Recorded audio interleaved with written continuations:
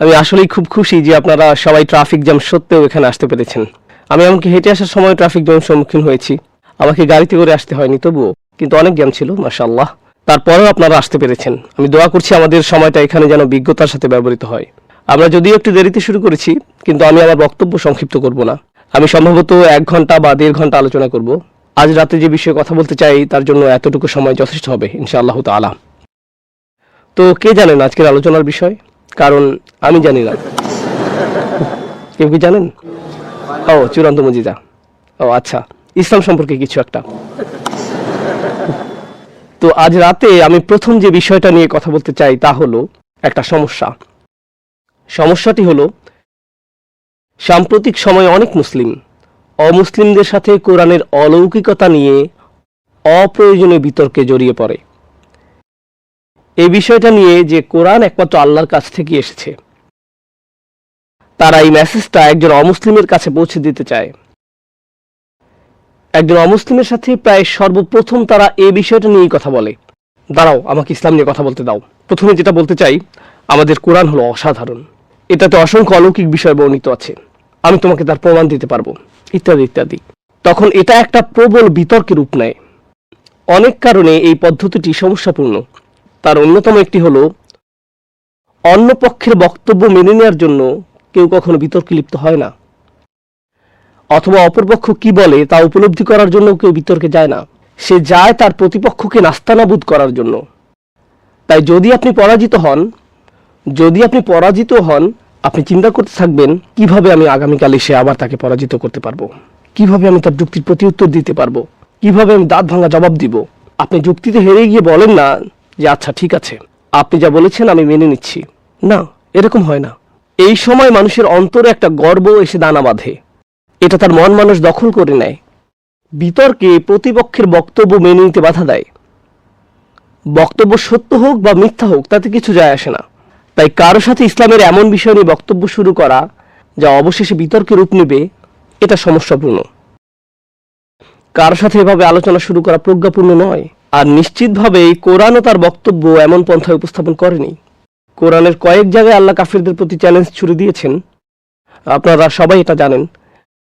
وإن كنتم في ريب مما نزلنا على عبدنا فأتوا بسورة من مثله। আর আমি আমার বান্দার উপর যা নাজিল করেছি, যদি তোমার সে সম্পর্কে সন্দেহ থাকে তবে তোমরা তার মতো একটি সূরা নিয়ে আসো। কিন্তু আপনারা কি জানেন এই আয়াতটি মদিনায় বা মক্কি জীবনের একেবারে শেষ পর্যায়ে অবতীর্ণ হয়েছে? অন্য কথায়, কোরআন শুরুতে এসেই মানুষের উদ্দেশ্যে এভাবে চ্যালেঞ্জ ছুড়ে দেয়নি। রাসূল সাল্লাল্লাহু আলাইহি ওয়াসাল্লামও শুরুতে মানুষকে এভাবে বলেননি যে তুমি যদি মনে করো কোরআন আল্লাহর নিকট থেকে অবতীর্ণ হয়নি তাহলে একটা সূরা নিয়ে আসো।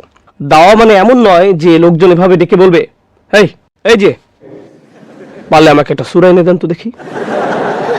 সে হয়তো বলবে সূরা আবার কি, আমি এখানে এসেছি পিজা খেতে, সূরা আবার কি জিনিস। এটা ভুল পদ্ধতি। এর ফলে কি হয়? এর ফলে অমুসলিমরা মুসলমানদের যুক্তিগুলো ভুল প্রমাণিত করার জন্য আগ্রহী হয়ে ওঠে। সবসময় মুসলমানদের যুক্তিগুলো অবমূল্যায়ন করার চেষ্টায় মত্ত থাকে। আর দ্বিতীয় সমস্যাটি হলো, যা আরো বড় সমস্যা, আল্লাহ আযজা ওয়া জাল্লা এই শক্তিশালী গ্রন্থটি আমাদের প্রতি নাজিল করেছেন, যেটা আসলে একটি মিরাকল। এটা কোনো মানুষের কাছ থেকে আসা সম্ভব নয়। আমি কিভাবে এই উপসংহারে পৌঁছেছি তার বর্ণনা আজ রাতে আমি আপনাদের নিকট উপস্থাপন করব ইনশাআল্লাহ তাআলা। তার পূর্বে একটি বিষয় পরিষ্কার করে নিতে চাই।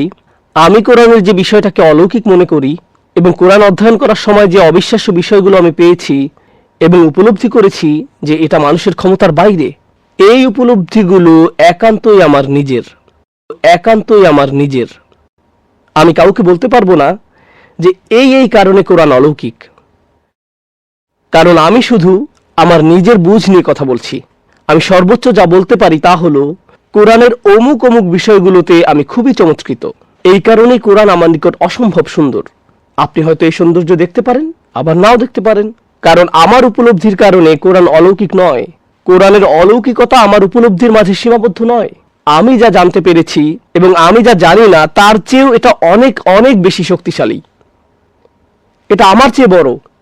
তাই আমি যদি কোরআনের অলৌকিকতাকে আমার নিজস্ব উপলব্ধির সাথে সম্বন্ধযুক্ত করি, তাহলে আমি আসলে এর অলৌকিকতাকে সীমাবদ্ধ করে ফেলেছি।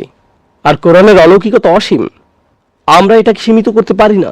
কেউ যদি আমার উপলব্ধির সাথে দ্বিমত পোষণ করেন, এটা কি সম্ভব যে আমার উপলব্ধি ভুল হতে পারে? হ্যাঁ, সম্ভব। তাই কেউ যদি আমার কোনো যুক্তি ভুল প্রমাণ করে, তাহলে তাদের এই চিন্তা করা উচিত নয় যে কোরআন ভুল প্রমাণিত হয়েছে। এই দুইটার মাঝে পার্থক্য আছে। তাই আমি আমার উপলব্ধিগুলো আপনাদের সাথে শেয়ার করতে পারি, এই কথা মনে রেখে যে আমার উপলব্ধিগুলো সীমিত, কিন্তু আল্লাহর কালাম নিখুঁত। আমাদেরকে এই দুইটা বিষয়ের মাঝে পার্থক্য বজায় রাখতে হবে। এখন আপনাদের এই ভূমিকা দেওয়ার পর আমাদেরকে কেন কোরআনের অলৌকিকতার প্রশংসা করতে হবে? এর ফলে কি পার্থক্য তৈরি হয়? আমরা তো এমনিতেই মুসলিম। আমার মনে হয় অন্তত পক্ষে উপস্থিত শ্রোতাদের অধিকাংশই মুসলিম। তাহলে আমরা তো ইতিমধ্যেই বিশ্বাসী। আমরা তো ইতিমধ্যেই বিশ্বাস করি যে এই গ্রন্থ আল্লাহর কালাম। কোনো মানুষের পক্ষে এমন কিতাব রচনা করা অসম্ভব। মুহাম্মদ সাল্লাল্লাহু আলাইহি সাল্লাম এই গ্রন্থ রচনা করেননি, এটা আল্লাহর কিতাব। তাহলে এই আলোচনার অর্থ কি? আমরা এমনকি কেন এই বিষয়ে আলোচনা করতে যাচ্ছি? এই ইস্যুতে আলোচনা করারই বা কি দরকার? এই বিষয়ে আমি দুইটি বক্তব্য পেশ করতে চাই। কোরআনে এমন একজনের কথা আলোচনা করা হয়েছে যে যখন আমরা ঈমান নিয়ে চিন্তা করি, আমরা তার কথা চিন্তা করি। তিনি হলেন ইব্রাহিম আলাইহিস সালাম। ওয়াইদ ক্বালা ইব্রাহিম রব্বি আরিনি কাইফা তুহিল মাউতা। যখন ইব্রাহিম আলাইহিস সালাম আল্লাহকে বললেন, ইয়া আল্লাহ, আমাকে একটু দেখান আপনি কিভাবে মৃত থেকে জীবিত করেন, কিভাবে আপনি এটা করেন। আল্লাহ আজ্জা ওয়া জাল্লা এর জবাবে তাকে যৌক্তিক একটা প্রশ্ন করেন। তিনি বলেন, তুমি কি বিশ্বাস করো না? তুমি কি এখনো বিশ্বাস করনি? তোমার কি ঈমান নেই? কারণ কারো এই বিষয়ে ঈমান থাকার পর কেন আবার বিষয়টা দেখতে চাইবে? আর ইব্রাহিম আলাইহিস সালামের ঈমানের কথা কি একবার চিন্তা করতে পারেন? কোথায় আমি, কোথায় আপনি, আর কোথায় ইব্রাহিম আলাইহিস সালামের ঈমান? তিনি আল্লাহকে বলেন, বালা, অবশ্যই, না না না, আমার ঈমান আছে। ওয়ালাকিন লিয়াতমাইন্না কলবি, কিন্তু দেখতে এজন্য চাইছি যাতে আমার অন্তর প্রশান্তি লাভ করতে পারে। অন্য কথায় কোনো মুসলিম, এমনকি কোনো নবীও যদি আল্লাহর অলৌকিক কোনো ঘটনা প্রত্যক্ষ করেন, তাদের অন্তরে এর একটি প্রতিক্রিয়া পরিলক্ষিত হয়, অন্তর প্রশান্তিতে পূর্ণ হয়ে যায়। আর এটি এই আয়াতের খুবই শক্তিশালী একটি শিক্ষা। ওয়ালাকিন্না লিয়াতমাইন্না কলবি। মুসলমানদের কোরআনের মিরাকেল নিয়ে অধ্যয়ন করা উচিত এবং আল্লাহর কালামের অলৌকিকতার তারিফ করা উচিত। কারণ এর ফলে অন্তর, বুদ্ধি নয়। আমরা মনে মনে ভাবি কোরআনের মিরাকেল অধ্যয়ন করি বুদ্ধিবৃত্তিক প্রশান্তির জন্য, এবং এই অধ্যয়নের কারণে বিচার বুদ্ধির দৃষ্টিতে আমরা এর অলৌকিকতার ব্যাপারে সন্তুষ্ট হয়ে যাই। কিন্তু এই আয়াত বলছে এর ফলে আমাদের হৃদয় প্রশান্ত হয়ে যায়। এটি একটি আধ্যাত্মিক বাস্তবতা। যখন আপনি কোরআনের আশ্চর্যজনক অলৌকিকতা সম্পর্কে জানবেন, এর মাধ্যমে আপনি আল্লাহ আজ্জা ওয়া জাল্লার অসাধারণ মহিমা তারিফ করতে পারবেন। পরবর্তী সময় যখন আপনি বলবেন আল্লাহু আকবার, সেটা হবে ভিন্ন এক অনুভূতি। আগে এবং পরের অনুভূতি এক হবে না। আমি আমার সন্তানদেরকে মূসা আলাইহিস সালাম এবং নদী দুই ভাগ হওয়ার ঘটনাটি বলি। অসাধারণ একটা ঘটনা, পানির ভেতর দিয়ে হেঁটে যাওয়া। আমি চেষ্টা করেছি যেন ঘটনাটা তারা কল্পনা করতে পারে, কিন্তু এটি কখনোই তার সমান হবে না যিনি সশরীরে পানির ভেতর দিয়ে হেঁটেছেন এবং দুই পাশে পাহাড় সম জলরাশি প্রত্যক্ষ করেছেন। সেই ব্যক্তির অন্য ধরনের এক ঈমান ছিল তখন, কারণ তিনি একটি মুজিজা সরাসরি দেখেছেন। পরিমাণে সামান্য হলেও কোরআনের এই মুজিজা আমরা অনুধাবন করতে চাই। এখন আমি আপনাদেরকে আমার ব্যক্তিগত কিছু বিষয় বলতে চাই, আর তারপর আপনাদের সাথে কোরআন থেকে কয়েকটি উদাহরণ শেয়ার করতে চাই। আমার কাছে এখানে 5 থেকে 6টি উদাহরণ আছে। আশা করছি আজকের এই সবগুলো উদাহরণ নিয়ে আলোচনা সমাপ্ত করতে পারবো ইনশাআল্লাহ তাআলা। মনে হচ্ছে আমি এই জায়গাতে বন্দী হয়েছি। কেউ কি এটা চালু করতে সাহায্য করতে পারবেন? ও আচ্ছা, এটা সচল আছে, এখন হাঁটাচলা করা যাবে। আমি এটা টেস্ট করছিলাম আর মনে হচ্ছিল এর মধ্যে একটা নাশিদ বাজছে।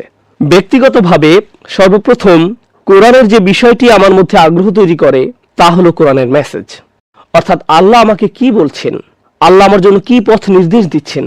তো আমার মতে আপনার সাথে এবং আমার সাথে কোরআনের সম্পর্কের 1 নম্বর বিষয়টি হলো কোরআনের মেসেজ। এটাই আমার কৌতূহল তৈরি করে আরবি ভাষা শিক্ষার জন্য। এই কৌতূহল থেকেই আমি কোরআন সম্পর্কে আলোচনা শুনতে শুরু করি, তাফসীর গ্রন্থগুলো পড়তে শুরু করি। আমি এই পড়াশোনায় মনোনিবেশ করি কারণ আমি কোরআনের এই মেসেজ সম্পর্কে কৌতূহলী ছিলাম।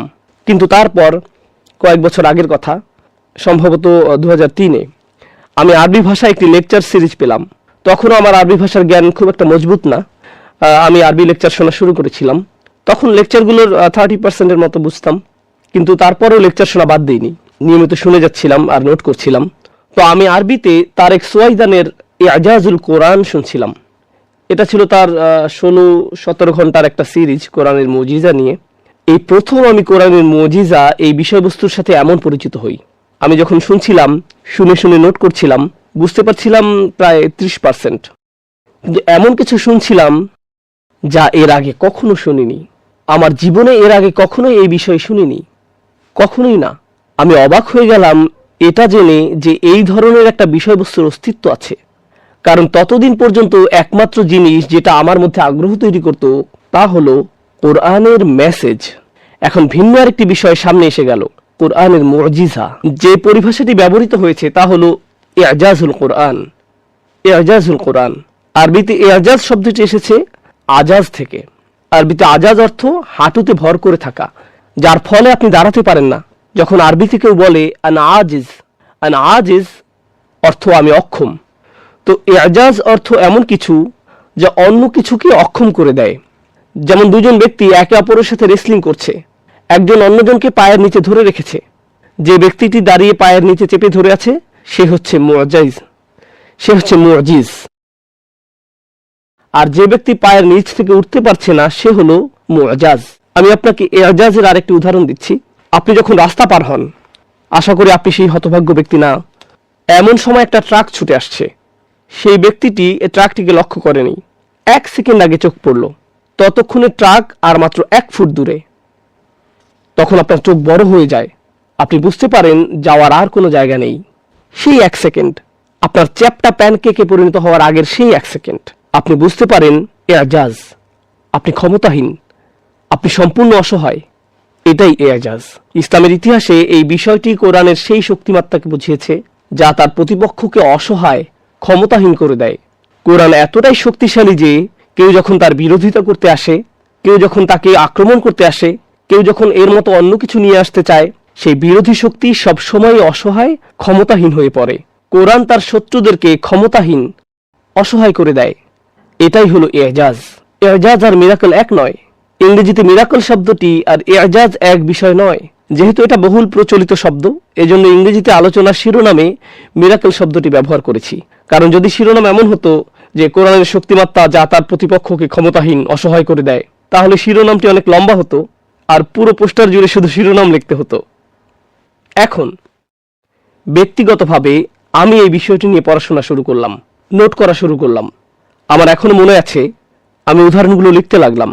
কোন জিনিসটাকে মুজিজা বলা হচ্ছে, কিভাবে এটি মুজিজা। কখনো কখনো যখন এই উদাহরণগুলো অধ্যয়ন করতাম, আমাকে নোট বন্ধ করতে হতো। নোট বন্ধ করে এক কোণায় চলে যেতাম আর কান্না করতাম। আমি অভিভূত হয়ে যেতাম। তখন নিজেকে নিজে বলতাম, কেন এই বিষয়গুলো আগে জানতে পারলাম না, কেন এই বিষয়গুলো আগে কখনোই জানতে পারলাম না। সব সময় যখনই কোরআন সম্পর্কে শুনেছি, এটাকে শুনেছি মেসেজ হিসেবে, কিন্তু কখনোই আমি এটাকে মুজিজা হিসেবে বুঝিনি। এটা এমন একটা বিষয় যা আপনাকে বিস্ময়ে অভিভূত করে দেয়। আমি নিজে অভিভূত হয়ে গিয়েছিলাম। আমার মনে এসেছিল, ও আল্লাহ, ও রব। তখন সিজদায় পড়ে যেতাম, অথবা নামাজ পড়তাম, অথবা অন্য কিছু করতাম। তখন আর পড়া সম্ভব হতো না, কিছুক্ষণের জন্য বিরতি দিতে হতো, কারণ এটা ছিল বিস্ময়ে অভিভূত হয়ে যাওয়ার মতো। যখন এই বিষয়ে যথেষ্ট পরিমাণ নোট করা হয়ে গেল, তখন এটাকে আমি একটা কোর্স হিসেবে বানানোর সিদ্ধান্ত নিলাম। সেই কোর্সের নাম দিয়েছিলাম ডিভাইন স্পিচ। এই কোর্সটি পুরো আমেরিকা জুড়ে 60 থেকে 70 বার পড়েছিলাম। পুরো আমেরিকা জুড়ে, লন্ডনেও একবার করেছিলাম। 50 বার যে আমেরিকায় কোর্সটি পড়িয়েছিলাম, আমার জানা মতে প্রোগ্রামে থাকা অবস্থাতেই 17 জন শাহাদা গ্রহণ করেছে। তারা ছিলেন অমুসলিম, কলেজ বিশ্ববিদ্যালয় পড়ুয়া ছাত্র, প্রফেসর, পেশাজীবী, কেউ বা কোনো মুসলিমের বন্ধু। তারা প্রোগ্রামে অংশগ্রহণ করেন এবং প্রোগ্রাম শেষে তারা ইসলাম গ্রহণ করেন। সুবহানাল্লাহ। এটা আমার জন্য হয়নি, হয়েছে কোরআনের মুজিজার কারণে, যা অত্যন্ত শক্তিশালী। কোরআন থেকে উদাহরণগুলো বলার আগে আমি আপনাদের সাথে আরেকটি ঘটনা শেয়ার করছি। আমি লস অ্যাঞ্জেলসে ছিলাম। প্রথমবার আমি ডিভাইন স্পিচ কোর্সটি করিয়েছিলাম লস অ্যাঞ্জেলসে। আমি কোর্সটি করতাম শুক্রবার রাত, শনিবার এবং রবিবার সারাদিন। রবিবার যখন কোর্স শেষ করলাম, এক মা আমার কাছে আসলেন। তখন তিনি কাঁদছিলেন। আমি বললাম, আই এম সরি। তিনি বললেন, না না, আমি আপনার সাথে আমার ছেলের ব্যাপারে কিছু কথা বলতে চাই। আমি বললাম, ঠিক আছে, বলুন। তিনি বললেন, শুক্রবার রাতে আপনার প্রোগ্রামে আমার 17 বছরের ছেলে আসতে চায়নি, এ বিষয়ে তার কোনো আগ্রহ ছিল না। আমি বললাম এটা স্বাভাবিক, 17 বছর বয়সে আমার নিজেরও ইসলামিক প্রোগ্রামের প্রতি আগ্রহ ছিল না। তিনি বললেন সে আসলে লেকার্স টিকিট কিনেছিল, প্রথম সারির সিটের টিকিট। আপনি জানেন লেকার্স কি? যদি না জানেন তাহলে এখন ইস্তেগফার পড়ুন। তো যাই হোক, সে লেকার্স টিমের খেলা দেখার জন্য প্রথম সারির সিটের টিকিট কিনেছিল, আর তার মা বলল আমার সাথে ইসলামিক লেকচার দেখতে চলো। আর বাকি ঘটনা বলার আগে একটা কথা বলতেই হবে, কত তরুণ যে আমার কাছে এসে বলেছে আমার মা জোর করে আমাকে আপনার লেকচার শুনিয়েছে, আর আমি শুধু বলেছি আম সরি, আমার কোনো দোষ নেই। এত তরুণরা আমার উপর রেগে আছে তাদের মায়ের কারণে। তাদের মায়েরা বলে নোমান আলী খানের লেকচার শোনো, তারা মনে মনে বলে এই লোকটাকে আমি ঘৃণা করি, সে আমার জীবনটা শেষ করে দিচ্ছে। যাই হোক, সেই ছেলেটির মা বলল আমি আমার ছেলেকে রাজি করাতে পারছিলাম না। সব শেষে আমি তাকে বললাম আমি তোমাকে প্লে অফ টিকিট কিনে দেব, শুধু আজকে রাতে আমার সাথে প্রোগ্রামে চলো। প্লে অফ টিকিটের দাম অনেক বেশি হয়। সে বলল ঠিক আছে, আমি রাজি, আমি যাব। তো সে আসলো। সে শুক্রবার ছিল, সে নিজে নিজেই শনিবার এবং রবিবারেও আসলো। শুক্রবার রাতে যখন তারা বাড়ি ফিরছিল, সে কিন্তু তার প্রিয় খেলা দেখা মিস করেছে। সে তার মাকে বলল মা, আজকে আসলে প্রথমবারের মতো আমি বিশ্বাস করেছি যে কোরআন কোনো মানুষের রচিত গ্রন্থ নয়, এটা আল্লাহর পাঠানো গ্রন্থ। এটা কোনো মানুষের রচিত গ্রন্থ হতে পারে না। একজন মুসলিম সন্তান তার মুসলিম মাকে কথাগুলো বলছে, আর তারা নতুন মুসলিম নয়, বরং মুসলিম হিসেবেই জন্মেছে এবং বেড়ে উঠেছে। কেন আমি আপনাদেরকে এগুলো বলছি? আমি আপনাদেরকে বলছি কারণ এই বিষয়টি আমাদের জন্য গুরুত্বপূর্ণ। আমরা ইসলাম পেয়েছি আমাদের মা বাবাদের কাছ থেকে, অথবা যে সমাজে আমরা বসবাস করছি সে সমাজের কাছ থেকে, কিন্তু আমরা নিজেরা ইসলামকে কখনো অনুভব করিনি। আমাদেরকে বলা হয়েছে এটি একটি মুজিজা, কিন্তু আমরা জানি না কেন এটি মুজিজা। আমি যখন ছোট ছিলাম আমি বহুবার শুনেছি কোরআন একটি মুজিজা, কোরআন হলো পারফেক্ট, এর আরবি ভাষা অসাধারণ, আরব কবিরা কোরআনের কাছাকাছি কিছু রচনা করতে পারেনি। আপনারা কথাগুলো আগে শুনেছেন তো? তখন আমি মনে মনে বলতাম ওয়াও, কোরআন আসলেই অসাধারণ। কেন এটা অসাধারণ? কারণ এর আরবি ভাষা অসাধারণ। ও ওয়াও, কিন্তু আমি আরবি পারি না। ও, তাহলে তো তুমি কিছু বুঝবে না, কিন্তু তবুও এটা অসাধারণ। যতক্ষণ আপনি আরবি না জানছেন আপনি মুজিজাও দেখবেন না। বিষয়টা এরকম, মনে করেন বলা হলো একটা কালো কাচের দরজার পেছনে একটা জিনিস আছে যা অসাধারণ সুন্দর। আমি কি একটু দেখতে পারি? না। আমি কি একটু দেখতে পারি?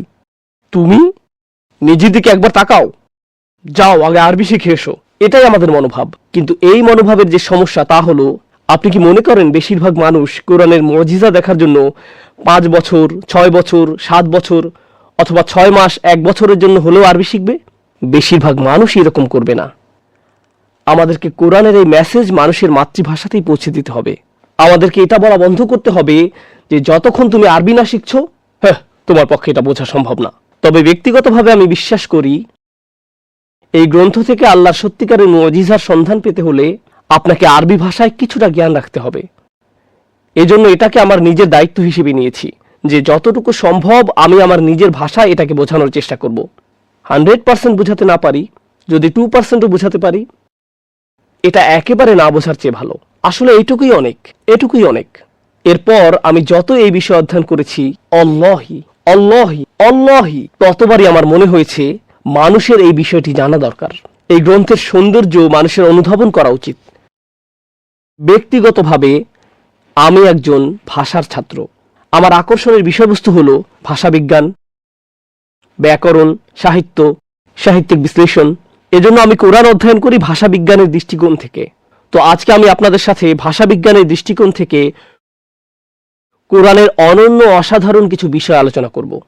ভাষাগত দৃষ্টিকোণ থেকে, বৈজ্ঞানিক দৃষ্টিকোণ থেকে নয়, আইনগত দৃষ্টিকোণ থেকে নয়, আকীদাগত দৃষ্টিকোণ থেকেও নয়।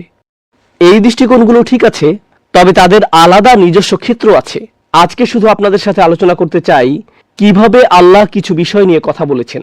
তো আমি আপনাদের সাথে এই বিষয়ে বিভিন্ন ধরনের 6 থেকে 7টা উদাহরণ আলোচনা করব। আর আমার আশা আছে সামনের বছর আবার সম্পূর্ণ ডিভাইন স্পিচ সিরিজটা আপনাদের সাথে নিয়ে করব ইনশাআল্লাহ তাআলা। এটাই আমার নিয়ত ইনশাআল্লাহ তাআলা। ওকে, তো প্রথম উদাহরণ, আপনারা কখনো ভুট্টার মোচা দেখেছেন? ভুট্টা ছাড়া অন্য গাছেরও এই ধরনের আবরণ থাকে। যে আপনারা ছাড়িয়ে নেন। যখন এই আবরণ ছাড়ান ভিতরে শস্য দেখতে পান। চিনতে পারছেন আমি কিসের কথা বলছি? এই মোচাকে আরবিতে বলা হয় সুম্বুলাহ। আপনারা ভালোভাবে বুঝছেন কিনা তা বোঝার জন্য আমি আপনাদেরকে আমার সাথে সাথে জিজ্ঞেস করব। ওকে, শস্যের মোচাকে কি বলা হয়? সুম্বুলাহ। সুম্বুলাহ এটা পুরো একটা মোচা যার ভেতরে শস্য থাকে। এটা ভুট্টাও হতে পারে, আবার অন্য শস্যও হতে পারে। যখন আপনি আবরণটি ছাড়ান আর ভিতরে অনেকগুলো শস্য দেখতে পান, এটাকে বলা হয় সুম্বুলাহ। ওকে, এখন আমি যদি ইংরেজিতে বলি কার, এর বহুবচন কি? Cars. House, mouse, mouses, mice. কিন্তু সাধারণ ইংরেজিতে কোন শব্দকে যখন বহুবচন করতে চান তখন শব্দের শেষে এস যোগ করেন। সাধারণত এরকমই হয়। হাউসের ক্ষেত্রে এই নিয়ম ঠিক আছে, কিন্তু মাউসের ক্ষেত্রে এটা কাজ করে না। এ প্রসঙ্গে একটা কৌতুক বলি, যদি না হাসেন তাহলে কিন্তু আমাকে বিদায় নিতে হবে এখান থেকে। আমি অর্থনীতি পড়েছিলাম, জানি না কেন পড়েছিলাম অর্থনীতি। আমি ম্যাক্রো ইকোনমিক্স পড়েছিলাম যখন কলেজে ছিলাম। আমাদের টিচার ছিলেন একজন চাইনিজ, যিনি তখন পিএইচডি করছিলেন নিউ ইয়র্ক সিটিতে। তিনি ছিলেন ম্যাক্রো ইকোনমিক্স টিচার। তিনি চাইনিজ উচ্চারণ ভঙ্গিতে ইংরেজি বলতেন। ক্লাসে ছাত্র সংখ্যা ছিল 300। আমার জীবনের সেরা ঘুম ঘুমিয়েছিলাম ওই কোর্সে। যাই হোক, তিনি যখন আমাদেরকে লেকচার দিতেন আমরা অনেক মনোযোগ দিয়ে শুনেও কিছুই বুঝতাম না। শুধু তখনই বুঝেছি যখন তিনি বললেন আগামীকাল পরীক্ষা। তো পুরো ক্লাসের 300 ছাত্র মিলে আমরা ডিপার্টমেন্টে দরখাস্ত দিলাম, প্লিজ আমরা পরীক্ষা দিতে পারবো না, এই ব্যক্তির কথা আমরা কিছুই বুঝি না। তো সেই শিক্ষক খুবই রেগে গেলেন, তিনি পুরো ক্লাসের উপর রেগে গেলেন। তো পরের দিন ক্লাসে আসলেন, তিনি একটা পাওয়ার পয়েন্ট প্রেজেন্টেশন দিলেন। প্রেজেন্টেশনের শিরোনাম ছিল ইংরেজি ভাষার প্রতি প্রফেসর লাংয়ের অভিযোগের লিস্ট। তিনি বললেন, তোমরা আমার ইংরেজি নিয়ে কমপ্লেন করছো, আমি এখন কমপ্লেন করছি ইংলিশ ভাষা নিয়ে। তো তিনি বললেন ইংলিশ কোনো যুক্তিসঙ্গত ভাষা নয়, বিশেষত ইউএসএতে। যেমন আমরা গাড়ি ড্রাইভ করি পার্কওয়েতে, আবার পার্ক করি ড্রাইভওয়েতে। হাউসের বহুবচন কি? মাউসের বহুবচন মাইস, কিন্তু হাউসের বহুবচন হাইস নয়। আবার টুথ হয় টিথ, কিন্তু বুথ আবার বিথ হয় না। তো সেই টিচার এরকম অভিযোগের লিস্ট দিলেন আর পুরো 45 মিনিট ধরে সবগুলো অভিযোগ বর্ণনা করলেন। এটা ছিল আমার জীবনের সেরা ইকোনমিক্স ক্লাস। যাই হোক, যে বিষয়টা আমি আপনাদেরকে বোঝাতে যাচ্ছি, সুম্বুলাহ হলো একবচন, সুম্বুলাত হলো বহুবচন। বহুবচন, কিন্তু আরবি ভাষায় চমৎকারিত্ব এখানেই, কারণ আরবিতে একের অধিক বহুবচন থাকতে পারে। এটা অদ্ভুত। যেমন ইংরেজিতে বহুবচনে কার্স আবার কার্সেস হয় না। বুক এর বহুবচন বুকস, কিন্তু বুক বুকসেস আবার বুকসেস এমন হয় না। তবে আরবি ভাষায় একটি শব্দের জন্য রয়েছে অনেকগুলো বহুবচন। আমি আপনাদেরকে একটা উদাহরণ দিচ্ছি, কাফির, কাফিরুন। অন্য কোনো বহুবচন? কুফার, নবী, নবিয়ুন। আরেকটি কি? আম্বিয়া। একাধিক বহুবচন। আরবি ভাষায় এরকমেরই। তো আরবি ভাষায় সুম্বুলাহ এটা এক বচন, বহুবচন কি? সুম্বুলাত।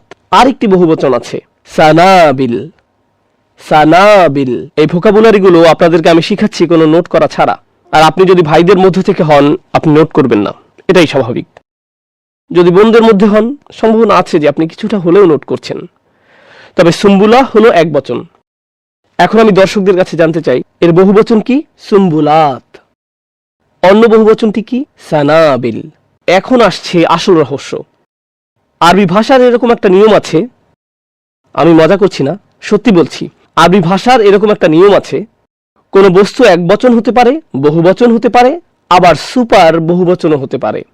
আরবরা ব্যবহার করে এক বচন, বহুবচন এবং সুপার বহুবচন। সুম্বুলাহ হলো এক বচন, সুম্বুলাত বহুবচন, সানাবিল কি? সুপার বহুবচন। তো বেশি শক্তিশালী বহুবচন কোনটি? সানাবিল। আপনারা আমার সাথে আছেন তো? এখন আসুন কোরআনের কাছে যাই। সূরা বাকারাতে আল্লাহ আযজা ওয়া জাল্লা বলছেন, মাসালুল্লাযীনা ইউনফিকুনা আমওয়ালাহুম ফি সাবিলিল্লাহ কামাসালি হাববাতিন আমবাতাত সাবআ সানাবিল। সাবআ সানাবিল, এটা কি সাধারণ বহুবচন নাকি সুপার বহুবচন? আমি ভুলে গেছি, আপনাদেরকে বলতে হবে। এটা সুপার বহুবচন। ওকে, যখন আমরা সূরা ইউসুফ খুলি শুধুমাত্র এখানেই আরেকবার বহুবচন এসেছে। আল্লাহ আযজা ওয়া জাল্লা বলছেন, ওয়াকাল আল মালিকু ইন্নী আরা সাবআ বাকারাতিন সিমানিন ইয়াকুলুহুন্না সাবউন ইজাফুন ওয়া সাবআ সুম্বুলাতিন। সুম্বুলাত এটা কি একবচন, বহুবচন নাকি সুপার বহুবচন? এটা কি? দুর্বল বহুবচনটি ব্যবহৃত হয়েছে সূরা ইউসুফে, আর শক্তিশালী বহুবচন ব্যবহৃত হয়েছে সূরা বাকারায়। আর জানার অদ্ভুত বিষয়টি হলো সূরা বাকারায় আল্লাহ বলছেন 7টি মোচার কথা, সাবআ সানাবিল। সাবআ উভয় স্থানেই 7টি, আবার সূরা ইউসুফের বাংলা অনুবাদে বলা হয়েছে 7টি শস্যের মোচা। 2টি নম্বরই সমান সমান, এখানেও 7 ওখানেও 7। তাহলে কিভাবে একটি শক্তিশালী অন্যটি দুর্বল? একটি 75 আর অন্যটি যদি 7 হতো তাহলে বোঝা যেত যে একটি বেশি শক্তিশালী আর অন্যটি দুর্বল। কিন্তু গাণিতিক হিসাবের বিবেচনায় বলতে গেলে উভয় নম্বরই কি সমান। এখন সূরা বাকারার বাংলা অনুবাদে বলা হয়েছে 7টি শস্যের মোচা, আবার সূরা ইউসুফের বাংলা অনুবাদে বলা হয়েছে 7টি শস্যের মোচা। 2টি অনুবাদই সেম, 2টি অনুবাদের মধ্যে কোনো পার্থক্য নেই। কিন্তু আল্লাহ বাছাই করেছেন সূরা বাকারার জন্য শক্তিশালী বহুবচন আর সূরা ইউসুফের জন্য দুর্বল বহুবচন। কেন কেন? যখন আমরা সূরা বাকারা পড়ি আল্লাহ বলেছেন, আল্লাহর রাস্তায় যারা ব্যয় করে তাদের দৃষ্টান্ত হচ্ছে একটি শস্যের মতো যা জন্ম দেয় 7টি শস্যের মোচা, আর প্রতিটি মোচার ভিতরে ফি কুল্লি সুম্বুলাতিন মিয়াতু হাব্বাতিন রয়েছে 100টি করে শস্য। আল্লাহু ইউদাইফু লিমান ইয়াশা, আর আল্লাহ যাকে ইচ্ছা করেন বহুগুণে বৃদ্ধি করে প্রতিদান দেন। আয়াতের বিষয়বস্তু অনুযায়ী আপনি নিচ্ছেন একটি শস্য আর এর থেকে বানাচ্ছেন 7টি শস্য। 7টির প্রতিটি থেকে আবার হচ্ছে 100টি শস্য। প্রতিটার জন্য গুনলে 7 গুণ 100 গুণ 7 গুণ 100, এভাবে আপনার গণনা চলতে থাকবে। আপনার এই গণনার বাইরেও আল্লাহর নিজস্ব বিশেষ গণনা পদ্ধতি রয়েছে। আল্লাহু ইউদাইফু লিমান ইয়াশা, আপনার গণনার বাইরে আল্লাহ যাকে ইচ্ছা করেন তার নিজস্ব পদ্ধতিতে প্রতিদান দেন। অর্থাৎ আল্লাহর এই গণনার বিশালতাকে অনুধাবন করা মানুষের ক্ষমতার বাইরে। এটা দিয়ে কি দুর্বলতা বোঝাচ্ছে নাকি শক্তিমত্তা? এটা কি অল্প বোঝাচ্ছে নাকি বেশি? এজন্যই শক্তিশালী বহুবচন ব্যবহৃত হয়েছে। যখন আপনি সূরা ইউসুফে যান, রাজা একটি স্বপ্ন দেখে, মনে আছে স্বপ্নের কথা? হৃষ্টপুষ্ট গাভী, জীর্ণশীর্ণ গাভী, 7টি শস্যের মোচা। আর স্বপ্নটি ব্যাখ্যা করা হয়েছিল। স্বপ্নের ব্যাখ্যা কি ছিল? 7টি ভালো বছর আর 7টি খারাপ বছর। 7টি ভালো বছর কি আপনাকে অগণিত পরিমাণ শস্য দিবে নাকি সীমিত শস্য? সীমিত শস্য, এবং আপনাকে সতর্কতার সাথে সেগুলো ব্যবহার করতে হবে। আপনাকে সেগুলো সংরক্ষণ করতে হবে, কারণ সেগুলো দরকার হবে পরবর্তী 7 বছর। আপনাকে অসতর্ক হলে চলবে না। একটি নির্দিষ্ট সীমার মধ্যে ফলন হবে, এর পরিমাণ অনেক বেশি না। তো এটা দিয়ে কি শক্তি বোঝাচ্ছে নাকি দুর্বলতা? দুর্বল অবস্থা বোঝাতে আল্লাহ ব্যবহার করেছেন সুম্বুলাত, শক্তিশালী অবস্থা বোঝাতে আল্লাহ ব্যবহার করেছেন সানাবিল। দুইটা একই সংখ্যা। সূরা ইউসুফ হলো মক্কি সূরা আর সূরা বাকারা হলো মাদানী সূরা। 2টি আয়াত নাজিল হয় অনেক বছরের ব্যবধানে। যখন রাসূল সাল্লাল্লাহু আলাইহি সাল্লাম সূরা ইউসুফে সাবআ সুম্বুলাত পাঠ করেন সেটা ছিল অনেক বছর আগে। এরপরে তিনি সূরা বাকারাতে সাবআ সানাবিল পাঠ করেন, সেটা ছিল অনেক বছর পরে। এটা কি সম্ভব যে তিনি এভাবে চিন্তা করেছেন, অনেক বছর আগে আমি বলেছিলাম সাবআ সুম্বুলাত, এখন সাবআ সানাবিল বলা উচিত, কারণ এটা এখানে বেশি মানানসই। মানুষ হিসেবে কি এটা আমাদের পক্ষে সম্ভব? সুবহানাল্লাহ। কিভাবে আল্লাহ কোরআনের এক একটি শব্দ বর্ণনা করেছেন, এক একটি শব্দ। আমি আপনাদেরকে আরেকটি উদাহরণ দিতে চাই, একবচন, বহুবচন এবং সুপার বহুবচন নিয়ে শুধুমাত্র একটি উদাহরণ, কারণ এটা মজাদার একটা বিষয় আর এটা আপনার দৃষ্টিভঙ্গি পরিবর্তন করে দিবে। এক একটি শব্দের ক্ষেত্রেও কিভাবে এটি অনুবাদ করা হয়েছে। এবারের শব্দটি নি'মাহ, সম্ভবত শব্দটি আপনাদের জানা। নি'মাহ অর্থ কি? প্রচলিত অনুবাদ কেউ জানেন? অনুগ্রহ। ঠিক আছে, আপনাদের ভয় পাওয়ার কিছু নেই। অনুগ্রহ জোরে বলবো যদি উনি বুঝে ফেলেন যে আমিই বলেছি? এমন করার প্রয়োজন নেই, আপনি জোরে বলতে পারেন, সমস্যা নেই। আপনি আমার আলোচনায় এসেছেন, এর মানে আপনি লজ্জিত হওয়ার প্রস্তুতি নিয়ে এসেছেন। তো নিয়ামা অর্থ কি? অনুগ্রহ। নিয়ামার বহুবচন হলো আনউম। আমি আশা করি আপনারাও বলবেন আনউম। তো নিয়ামা হলো এক বচন, আনউম হলো বহুবচন। আর শক্তিশালী বহুবচন, সুপার বহুবচন, আরবিতে যাকে বলা হয় জামউ কাসরা, তা হলো নিয়াম। নিয়াম। মজার বিষয় হলো আনউম শব্দটি কোরআনে শুধুমাত্র একবারই ব্যবহার করেছেন, আর নিয়াম শব্দটিও একবারই ব্যবহার করেছেন। একবার দুর্বল বহুবচন, আরেকবার শক্তিশালী বহুবচন। আর আরো মজার যে বিষয়টি হলো, যখন আপনি বাংলা অনুবাদ পড়েন, তাতে কি দুর্বল বহুবচন আর সুপার বহুবচন কোনো পার্থক্য রয়েছে? আপনি জানতেও পারবেন না যে এখানে পার্থক্য আছে। অনুবাদে আপনি কোনো পার্থক্য দেখতে পাবেন না।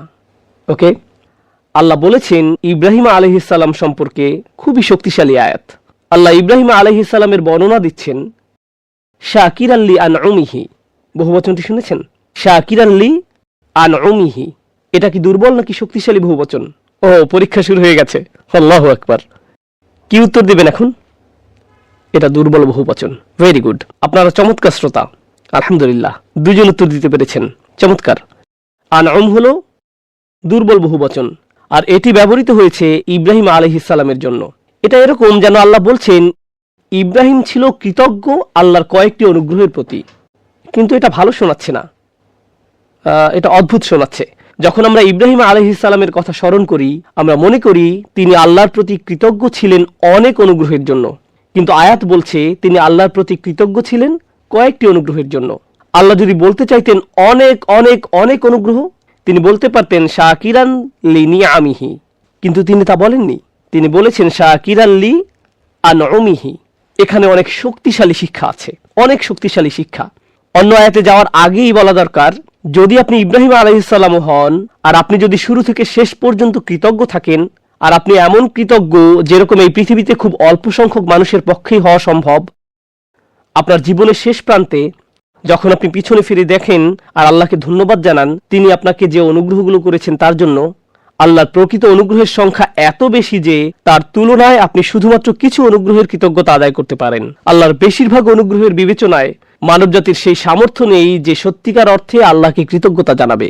আমাদের জীবনের শেষে যদি আমরা স্মরণ করে দেখি, যদি আমার পুরো জীবন ভর শকর আদায়ও করি, আমি আসলে কেবল সামান্য শকরই আদায় করতে পারবো।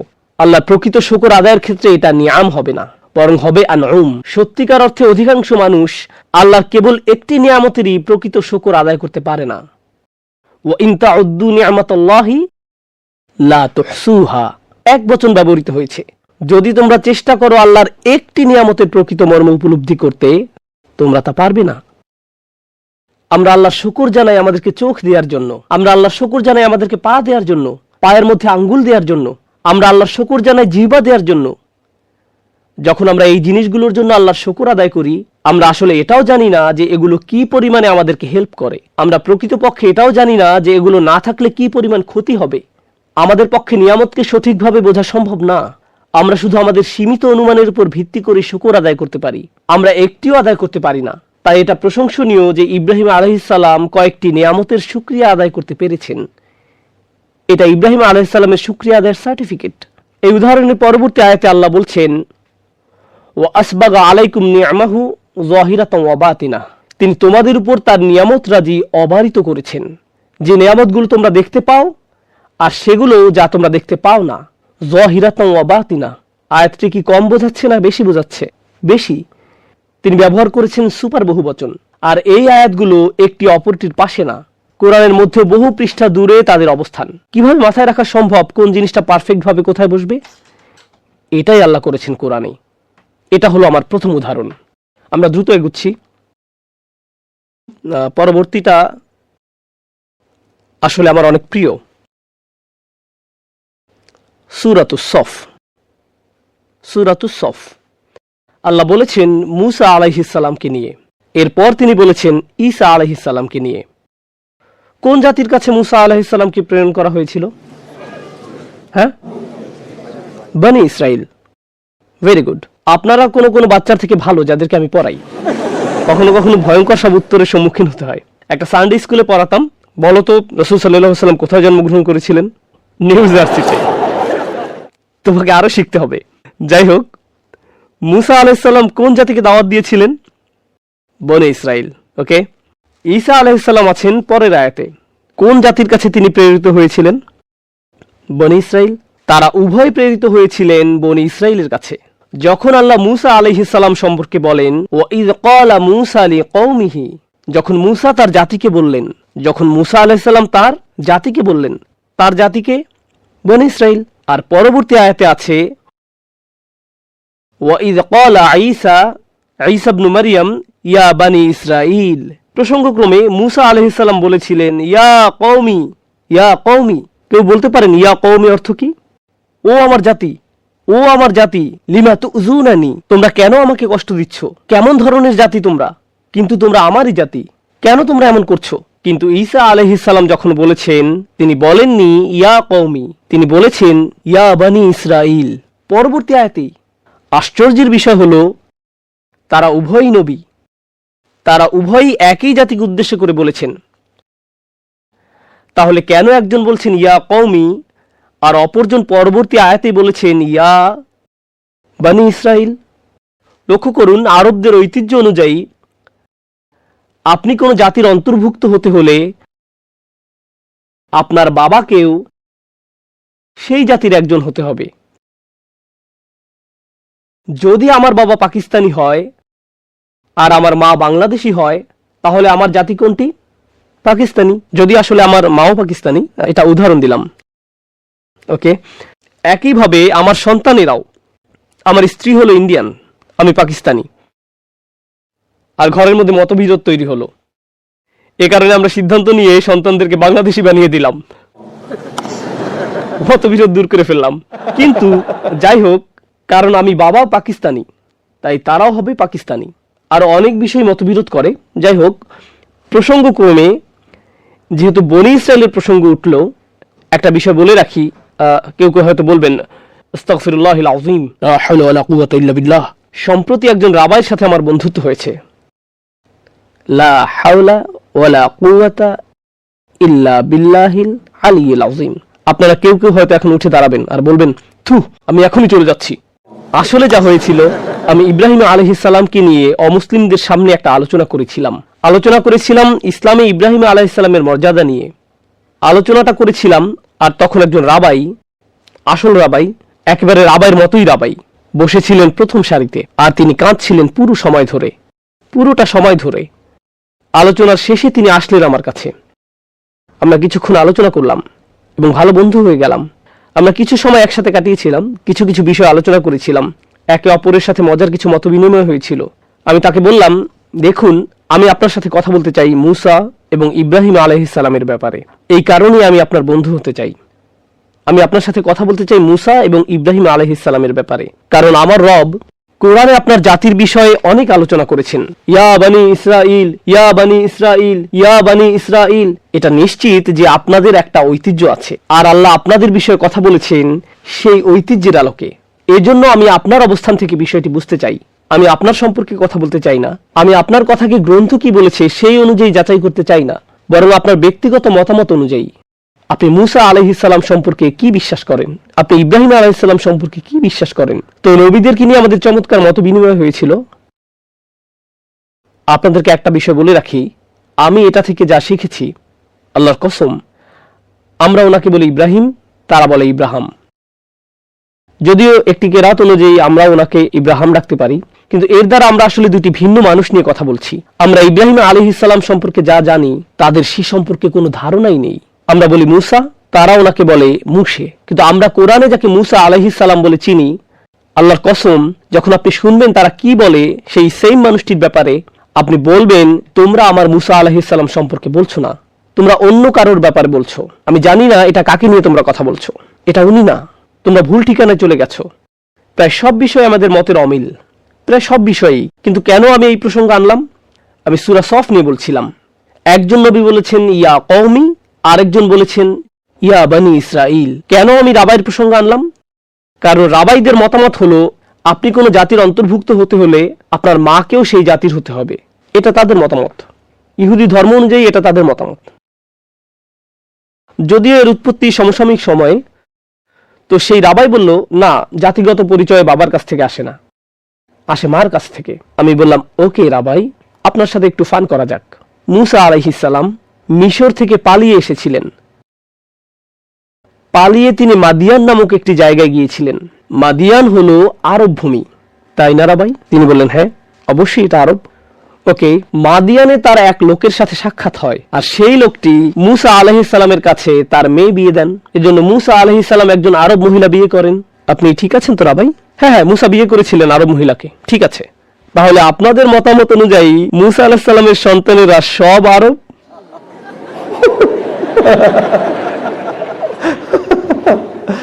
সে বলল আমাকে একটু যেতে হবে। জাতিগত পরিচয় আসে কার কাছ থেকে? বাবার কাছ থেকে। এজন্যই রাবাই আপনারা নিজেদেরকে বলেন বনি ইসরায়েলের সন্তান। আপনারা নিজেদের জাতিকে মায়ের নামে ডাকেন না, বরং বাবার নামে ডাকেন। সমগ্র মানব জাতিকে কার সন্তান বলা হয়? আদম সন্তান, হাওয়া না। আমরা আমাদেরকে বলি বনি আদম। কেন? কারণ পরিচয় আসে কার কাছ থেকে? বাবার থেকে। এটা এভাবেই চলে আসছে, আদম থেকে শুরু, তখন থেকে এভাবেই চলে আসছে। এখন আমাদের আলোচনায় ফিরে আসি। কোন জাতির অন্তর্ভুক্ত হতে হলে কাকে সেই জাতির হতে হবে? বাবাকে।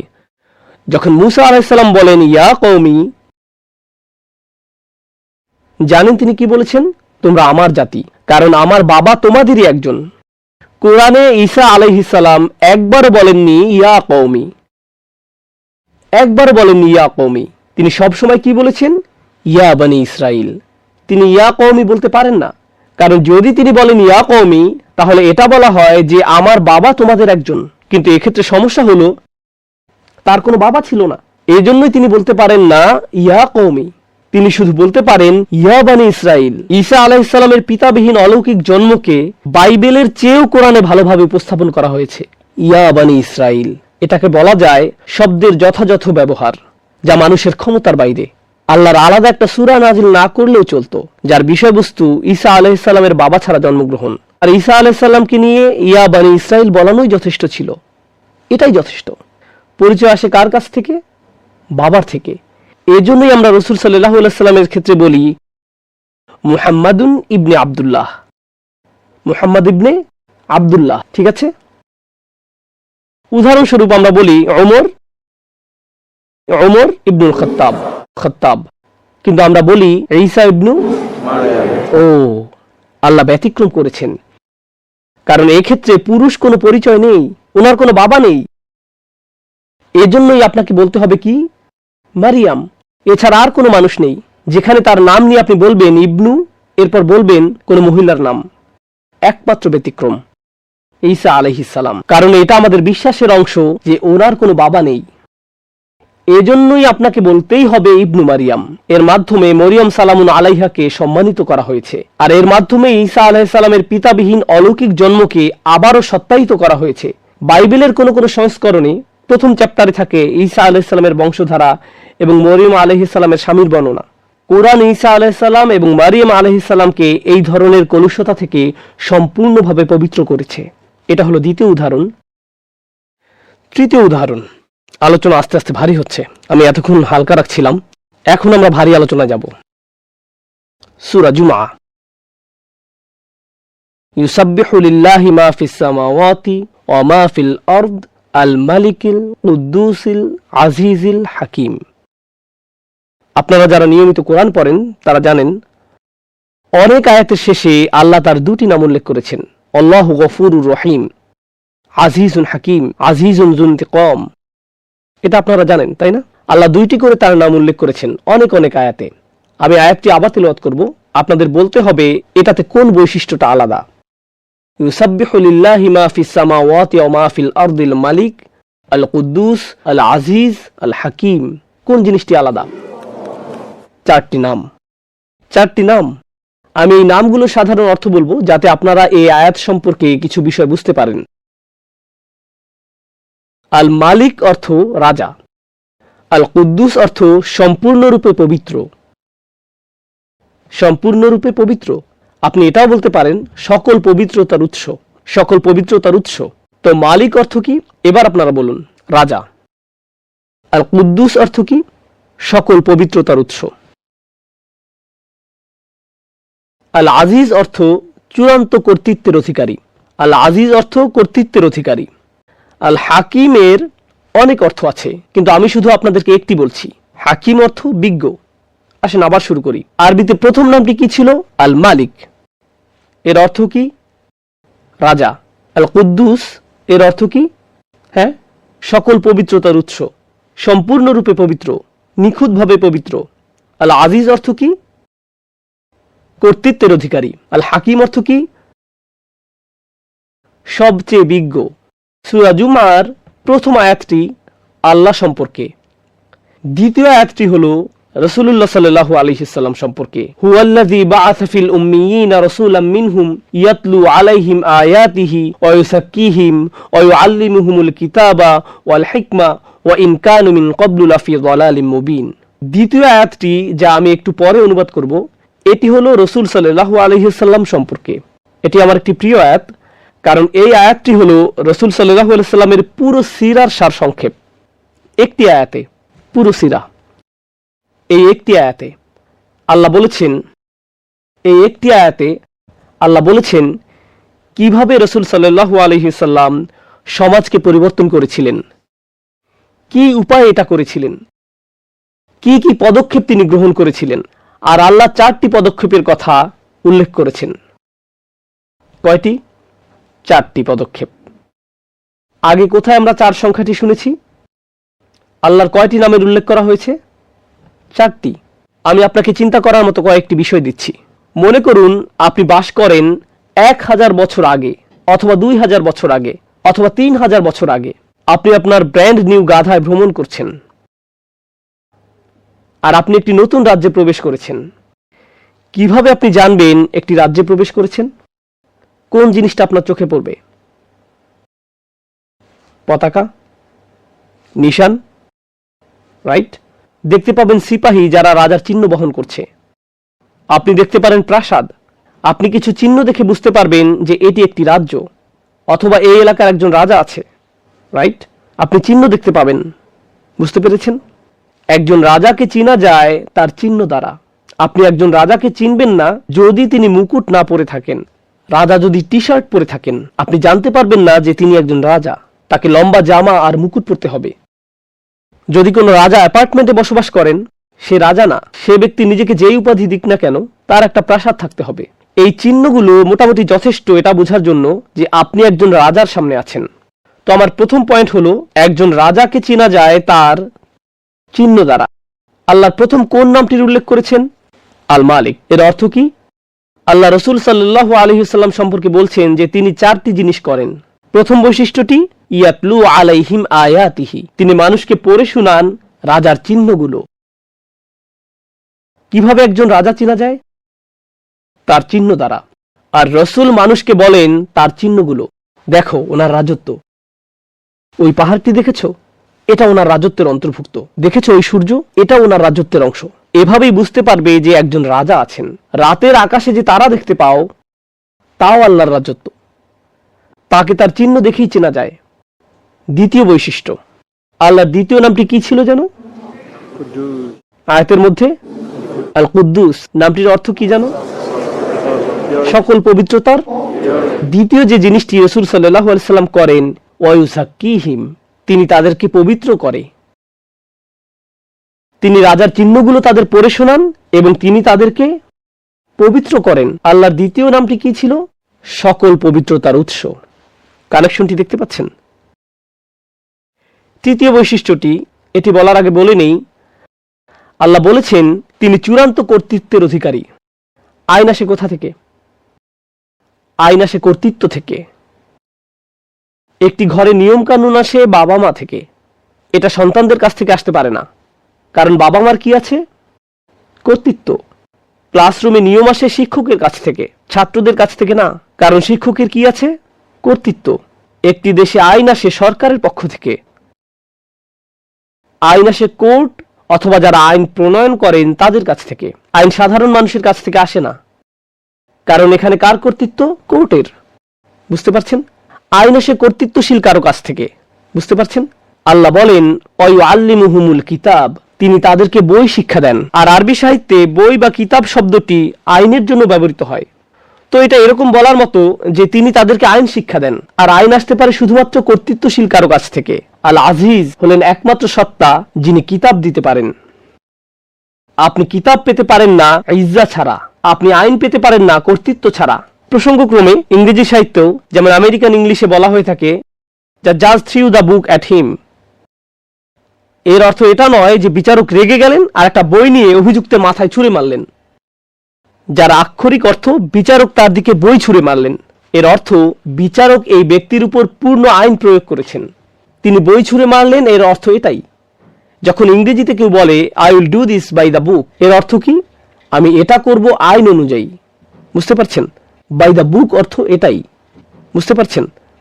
তো আল আজিজ হলেন কর্তৃত্বের অধিকারী, আর রসুল সাল্লাল্লাহু আলাইহি সাল্লাম মানুষকে আইন শেখান যা এসেছে প্রকৃত কর্তৃত্বশীলের কাছ থেকে। ওয়ায়ুআল্লিমুহুমুল কিতাব। আল্লাহর সর্বশেষ নামটি কি ছিল যা একটু আগে আলোচনা করেছিলাম? আল মালিকিল কুদ্দুসিল আজিজিল হাকিম, সবচেয়ে বিজ্ঞ। আল্লাহ বলেছেন ওয়ায়ুআল্লিমুহুমুল কিতাব ওয়াল হিকমাহ। রাসূল তাদেরকে শিক্ষা দেন বিজ্ঞতা। বিজ্ঞতা আসে কার কাছ থেকে? এটা আসে সবচেয়ে বিজ্ঞ সত্তা থেকে। প্রথম আয়াতে আল্লাহর 4টি নাম, পরবর্তী আয়াতে রাসূল সাল্লাল্লাহু আলাইহি সাল্লামের 4টি বৈশিষ্ট্য, আর তারা সুন্দরভাবে মিলে গেছে। আপনাদেরকে বিষয়টি বোঝাতে আমার 20 মিনিট লেগে গেছে, কিন্তু আল্লাহ জাস্ট বলে গেছেন। তিনি জাস্ট বলে গেছেন। কোন মানুষটি কথা বলার সময় এভাবে চিন্তা করে? আল্লাহ 4টি নাম বললাম, এখন আমাকে এমন শব্দ, এমন ক্রিয়াপদ, এমন ভাব ব্যবহার করতে হবে যা পুরোপুরিভাবে আগে যা বলেছি তার সাথে মিলে যাবে। এটা মানুষের ক্ষমতার বাইরে, আমাদের পক্ষে এটা সম্ভব নয়। আর আমরা আয়াতটি শুধু পড়ে যাই, আমরা এই মুজিজাকে পাশ কাটিয়ে যাই, শক্তিশালী এই মুজিজার মধ্য দিয়েই পড়ে যাই, কিন্তু বেশিরভাগ সময় আমরা বুঝি না যে কি পড়লাম। আপনারা অনেকেই আয়াতের প্রকৃত স্বাদ আস্বাদন করতে পারেন না। যদি আপনি বুঝতে পারতেন তাহলে এভাবে থাকতেন। আল্লাহু আকবার। আপনি অভিভূত হয়ে যাবেন, আপনি অভিভূত হয়ে যাবেন। এটা ছিল দ্বিতীয় নাকি তৃতীয় উদাহরণ? এটা ছিল আমার তৃতীয় উদাহরণ। ওকে, 2টা বাকি আছে, 2টা বাকি, এতটুকুই। আশা করি আপনাদের কষ্ট হবে না, বিষয়গুলো সহজ। তো আমি আপনাদের সাথে সূরা জুমার শেষ অংশ নিয়েও কথা বলতে চাই। সূরা জুমার শেষ অংশ। তার আগে প্রাথমিক কোনো বিষয় না বলে সরাসরি ঘটনাটি বলবো। রাসূল সাল্লাল্লাহু আলাইহি সাল্লাম জুমার খুতবা দিচ্ছিলেন, সাহাবারা বসে আছেন আর খুতবা শুনছেন। একটা বিষয় বলে রাখি, আমরা কিন্তু এখন জুমার খুতবার আদব খুব ভালো করে জানি। মোবাইল ফোন অন থাকতে হবে, রিংটোন ভলিউম ফুল রাখতে হবে, রিংটোন হতে হবে ধুমধারাক্কা। যেই আপনাকে কল করুক এমন একজন বন্ধু অবশ্যই রাখবেন যে আপনাকে নামাজের সময়ই কল করবে। তো এই যুগে খুতবার জন্য আমাদের নির্ধারিত কিছু আদব আছে যা আমাদেরকে অনুসরণ করতেই হবে, আলহামদুলিল্লাহ। আর আমরা খুব ভালোভাবে সেগুলো পালন করছি, মাশাআল্লাহ। আর অবশ্যই কিছু কিছু লোক থাকবেন যাদের এত বেশি তাকওয়া যে যখন নামাজে দাঁড়ান আর তাদের ফোন বেজে ওঠে আর রিংটোনে বেজে ওঠে হিন্দি গান, তাদের এত বেশি তাকওয়া যে হাতটি পকেটে নিয়ে ফোন বন্ধ করতে পারেন না। ফলশ্রুতিতে আমরা সম্পূর্ণ গানটি উপভোগ করতে বাধ্য হই।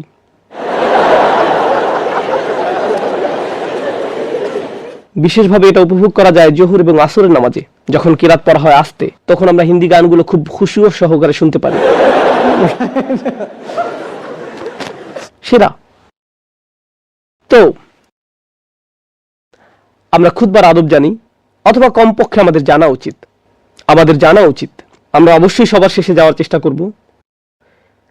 করবেন এমন সময় যেতে যাতে দ্বিতীয় রুকু ধরতে পারেন। ফলে আপনি অ্যাকাউন্টিং এর নীতি, লাইফও লাস্ট ইন ফার্স্ট আউট নীতিটি অনুসরণ করতে পারবেন। এটাও নিশ্চিত করবেন যে আপনার গাড়িটি এমনভাবে পার্ক করবেন যাতে অন্য কেউ বের হতে না পারে। এগুলো হলো খুতবার নীতিমালা, যা আপনাদেরকে অবশ্যই পালন করতেই হবে। মাশাআল্লাহ, আপনাদের সবারই নিয়মগুলো জানা আছে। তো যাই হোক, খুতবার প্রকৃত আদব তখনও নাজিল হয়নি যে আপনাকে মসজিদে বসতে হবে, কিছু সময় থাকতে হবে, খুতবা নামাজেরই অংশ। এই বিষয়গুলো তখনও নাজিল হয়নি, কিন্তু তবুও সাহাবারা বসতেন এবং খুতবা শুনতেন। তো বিষয় হলো, এই মুহূর্তে আমরা এই ফোরামে আছি, আর এই বিল্ডিংয়েই আরেকটি কনভেনশন চলছে। কনভেনশনের বিভিন্ন ধরন আছে। যেমন কম্পিউটার কনভেনশন, কার এক্সপো, টেকনোলজি এক্সপো। আমি থাকি টেক্সাসে, সেখানে হয় বন্দুক এক্সপো। আসলেই হয় বন্দুক এক্সপো, অসাধারণ দেখতে, বড় বড় সাইনবোর্ড লেখা, গান এক্সপো, পাশেই এক্সিট। এটা দেখে আপনি হয়তো দ্রুত গাড়ি চালিয়ে চলে যেতে বাধ্য হবেন। যাই হোক, যখন এ ধরনের এক্সপো হয় তখন অনেক মানুষ সেখানে যায় ব্যবসায়িক উদ্দেশ্যে, তাই না? সেখানে গিয়ে তারা তাদের ট্রেড বুথ খুলবে, বিভিন্ন ধরনের ব্যবসার সাথে পরিচিত হবে, কিছু লেনদেন করবে। এজন্যই তারা সেখানে যায়। তো এছাড়াও একটা বড় সংখ্যক মানুষ কেন সেখানে যায়? শুধু একটু ঘোরার জন্য। হেই, একটা কার এক্সপো চলছে, চলো ঘুরে আসি। আমি একটা ফেরারি গাড়িতে বসে দেখতে চাই, একটা সেলফি তোলো, একটা ছবি তোলো, তাই না? কিছু মানুষ ব্যবসার উদ্দেশ্যে সেখানে যায় না। কেন যায় তারা? সেলফি, ঘোরাঘুরি, এজন্যই তারা যায়। তো মদিনাতেও কখনো কখনো এরকম এক্সপো হতো, আগের যুগের বাণিজ্য এক্সপো। তো রসুল সাল্লাল্লাহু আলাইহি ওয়াসাল্লাম খুতবা দিচ্ছিলেন, সাহাবারা বসেছিলেন, আর এরকম একটা বাণিজ্য এক্সপো শহর ত্যাগ করছিল। ব্যবসায়ীদের জন্য সেই বাণিজ্য এক্সপো ধরাটা খুবই গুরুত্বপূর্ণ, কারণ যদি তারা মিস করে এই সুযোগ হয়তো পরবর্তী 2-3 বছরেও পাওয়া যাবে না।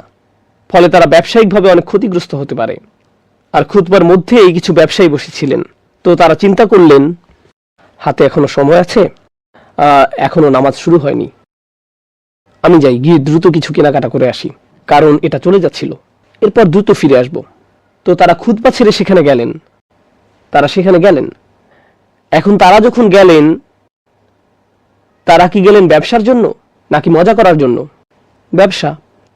কিন্তু মানুষ যখন ব্যবসায়ের জন্য সেখানে যায়, আর এই ধরনের এক্সপোগুলো সাধারণত হয় সুন্দর, রঙিন, আর হতে পারে একটা হাতিও আছে বা এই জাতীয় কিছু। তখনকার দিনের কথা বলছি। এই যুগে থাকে চমৎকার কালার, পোস্টার, লাইট, অনেক মানুষ একসাথে। তো এটা দেখতে আকর্ষণীয়। আর আপনি যদি ব্যবসায়ী নাও হন, দেখি তো কি হচ্ছে, এই চলো ঘুরে আসি। তো আপনি যখন কয়েকজন ব্যবসায়ীকে উঠে যেতে দেখেন, আর আপনি সেই অপদার্থদের মধ্যে একজন যারা উচ্চ মাধ্যমিক শ্রেণীর ছাত্র, দুষ্টামি করলাম, মজা করলাম, তখন আপনি বলেন, আমি ব্যবসা না করি, কিন্তু সেখানে বেশ জমে উঠেছে, চলো ঘুরে আসি, দ্রুত চলে আসব। তো প্রথম দিকে কিছু মানুষ যায় ব্যবসায়িক উদ্দেশ্যে, আর কিছু মানুষ যায় বিনোদনের জন্য। তারা যায় বিনোদনের জন্য। এখন আয়াতটি শুনুন। আল্লাহ বলেছেন, ওয়াইযা রাআউ তিজারাতান আও লাহওয়ান ইনফাদ্দু ইলাইহা ওয়া তারাকুকা কাইমা। যখন তারা দেখতে পেল ব্যবসা অথবা বিনোদন, তারা সেই দিকে ছুটে গেল। তারা খুতবা ত্যাগ করলো এবং সেই দিকে ছুটে গেল, আর তারা আপনাকে দাঁড়ানো অবস্থা রেখে গেল। ওয়া তারাকুকা কাইমা। কোনটি প্রথমে এসেছে, ব্যবসা নাকি বিনোদন? প্রথমে উল্লেখ করা হয়েছে ব্যবসা, কারণ যারা প্রথমে উঠে গিয়েছিল তারা বিনোদনের জন্য যায়নি, তারা গিয়েছিল ব্যবসার জন্য। তারা চিন্তা করলো সুযোগ হাতছাড়া হয়ে যেতে পারে, তো তারা চলে গেল। ওকে, এখন শুনুন, কুল মা ইনদাল্লাহি, একই আয়াতে, কুল মা ইনদাল্লাহি খায়রুম মিনাল লাহওয়ি ওয়া মিনাত তিজারা। এখানে বিপরীত। আল্লাহ ধারাবাহিকতাকে উল্টে দিয়েছেন। তিনি বলেছেন আল্লাহর কাছে যা আছে তা বিনোদন এবং ব্যবসার চেয়ে উত্তম। আল্লাহু খায়রুর রাযিকিন, আর আল্লাহ হলেন সর্বোত্তম রিজিকদাতা। আল্লাহ একই আয়াতের মধ্যে ধারাবাহিকতা পরিবর্তন করলেন। প্রথমে তিনি বললেন তারা দেখলো ব্যবসা অথবা বিনোদন, পরে তিনি বললেন আল্লাহর কাছে যা আছে তা বিনোদন এবং ব্যবসার চেয়ে উত্তম। এখন প্রশ্ন হলো, কেন আল্লাহ ধারাবাহিকতায় পরিবর্তন আনলেন? কেন তিনি বিষয়টাকে এভাবে উল্টে ফেললেন? আগে আমি আপনাদেরকে বলে দিয়েছি কেন প্রথমে ব্যবসার কথা বলা হয়েছে। কারণটা কি? কারণ প্রথমে যারা উঠে গিয়েছিল তারা কেন গিয়েছিল? ব্যবসা। আর পরবর্তীতে যারা গিয়েছিল তারা ছিল মজা হবে, চলো যাই। কিন্তু এরপর আল্লাহ আর সেই এক্সপো নিয়ে বলছেন না। আয়াতের পরবর্তী অংশ হলো মুসলিম জীবনের নীতিমালা নিয়ে। এক্সপো সম্পর্কিত অংশটি শেষ। এখন আল্লাহ আমাদেরকে শিক্ষা দিচ্ছেন সমগ্র জীবন নিয়ে, সেই অভিজ্ঞতার আলোকে। এখন সেই অভিজ্ঞতার আলোকে আপনারা আমাকে নিরপেক্ষভাবে বলুন, সবার কি ব্যবসাতে আগ্রহ আছে? কিন্তু সবার কি বিনোদনে আগ্রহ আছে? ব্যবসায় সবার আগ্রহ নেই, কিন্তু সবাই কোনো না কোনোভাবে বিনোদন দ্বারা বিভ্রান্ত হয়।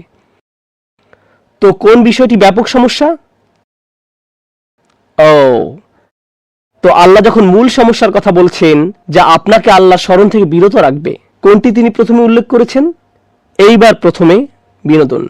তিনি বলেছেন, কুল মা ইনদাল্লাহি খায়রুম মিনাল লাহওয়ি ওয়া মিনাত তিজারাহ, সাথে সাথে ব্যবসাও। আল্লাহু খায়রুর রাযিকিন, আর আল্লাহ সর্বোত্তম রিজিক দাতা। যেহেতু এই প্রসঙ্গে আছি, আমি আপনাদের সাথে চমৎকার এই আয়াতটির ব্যাপারে আরো কিছু বিষয় শেয়ার করতে চাই। আপনারা ধারাবাহিকতার পার্থক্যের বিষয়টা বুঝতে পারছেন? সংক্ষেপে আরো কয়েকটি বিষয়। বিনোদন যে বিভ্রান্ত করে এই বিষয়ে। আমার একটা কাজ ছিল যাকে বলা হয় চ্যাপেলেন্সি। আমি একটা ইউনিভার্সিটিতে পড়তাম। আমার কাজের অন্তর্ভুক্ত ছিল ক্যাম্পাসে মুসলিম ছাত্রদেরকে হেল্প করা, কখনো কখনো জুমার নামাজে ইমামতি করা। পুরো ক্যাম্পাসে ৬-৭ জন মুসলিম ছাত্র ছিল। আমি জুমার নামাজ পড়তে নির্ধারিত রুমে যেতাম। কখনো কখনো নামাজের সময় কাউকেই পেতাম না। আর আমাকে এই ছাত্রদেরকে কল করতে হতো, করিম, আমি নামাজের রুমে, আজকে জুমা। হ্যাঁ, ওকে, আমি এখন আসলেই বিজি। তুমি কি করছো? গেম খেলছি। ভাই, আজকে জুমা। ওকে ওকে ওকে, ঠিক আছে, আসরের আগে আমি চলে আসব। মাধ্যমিক শ্রেণীর ছাত্র, যারা পৃথিবীর সবচেয়ে উপকারী সম্পদ। কিন্তু যাই হোক, আল্লাহর স্মরণ থেকে মানুষ বিচ্যুত হয়ে যায় বিনোদনের কারণে। হতে পারে আমার সামনে এমন অনেকেই থাকতে পারে যারা দুর্ঘটনাবশত এখানে চলে এসেছে, অথবা তাদের মা জোর করে এখানে পাঠিয়েছেন।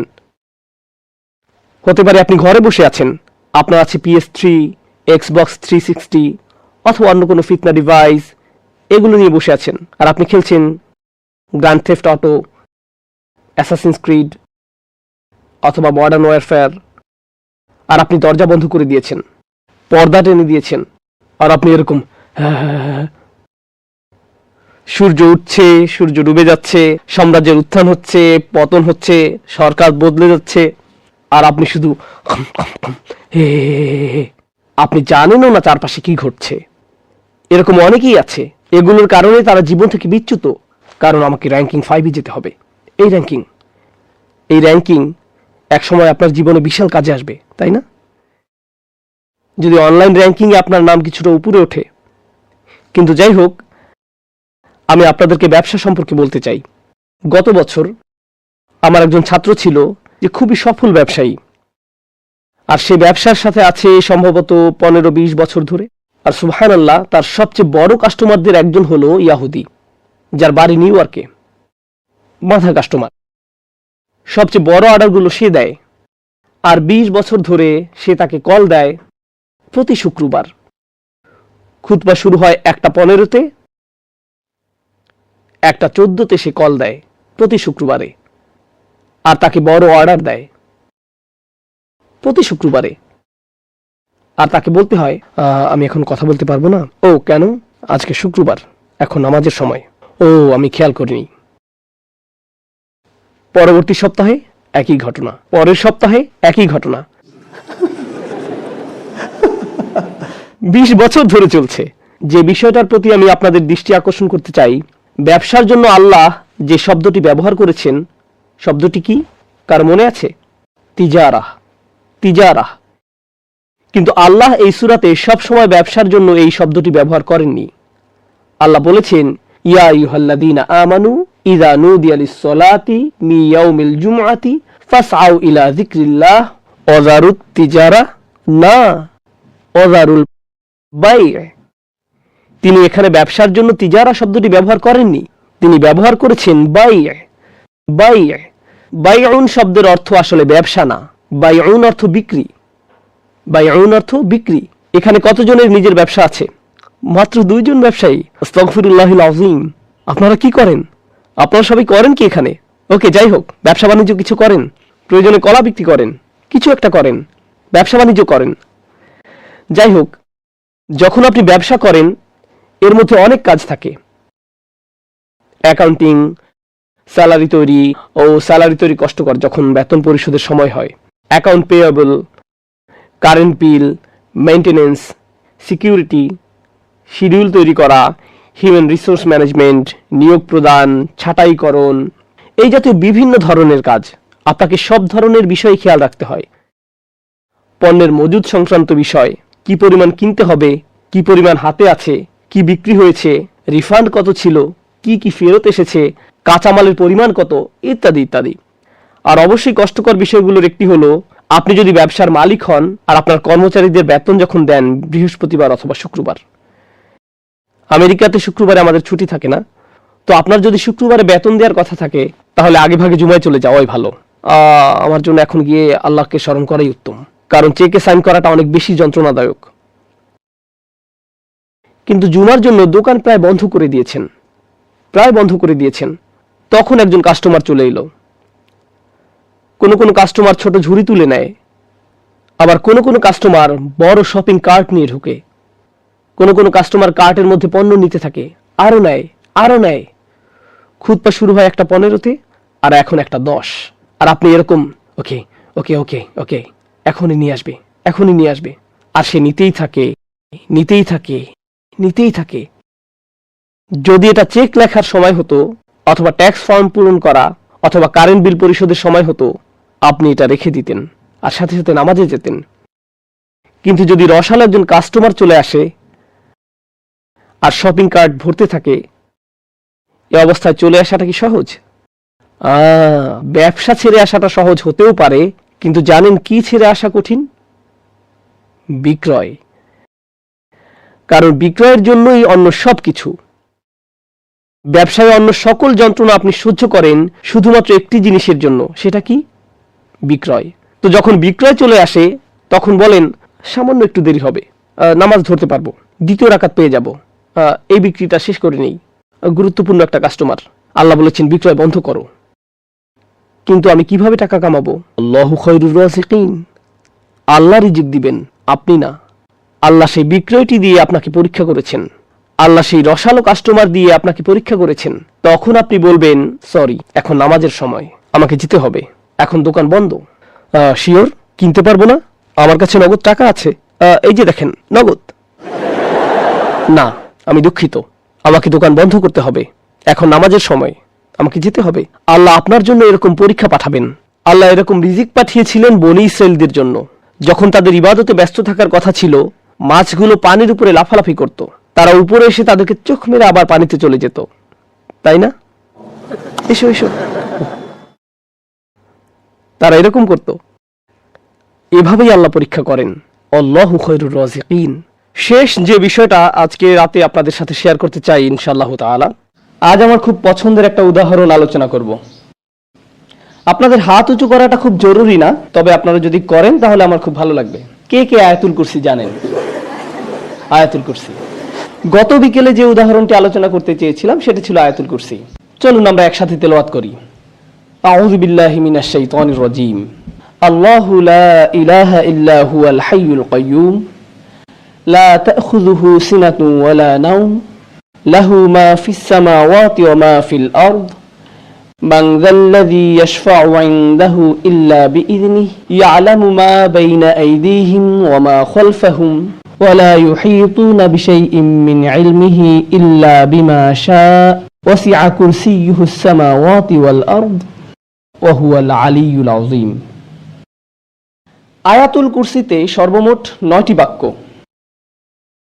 আয়াতুল কুরসিতে 9টি বাক্য। আমরা একটু দেখি। আল্লাহু লা ইলাহা ইল্লা হুয়াল হাইয়ুল কাইয়্যুম 1 নম্বর। লা তাখুযুহু সিনাতুন ওয়ালা নাওম 2 নম্বর।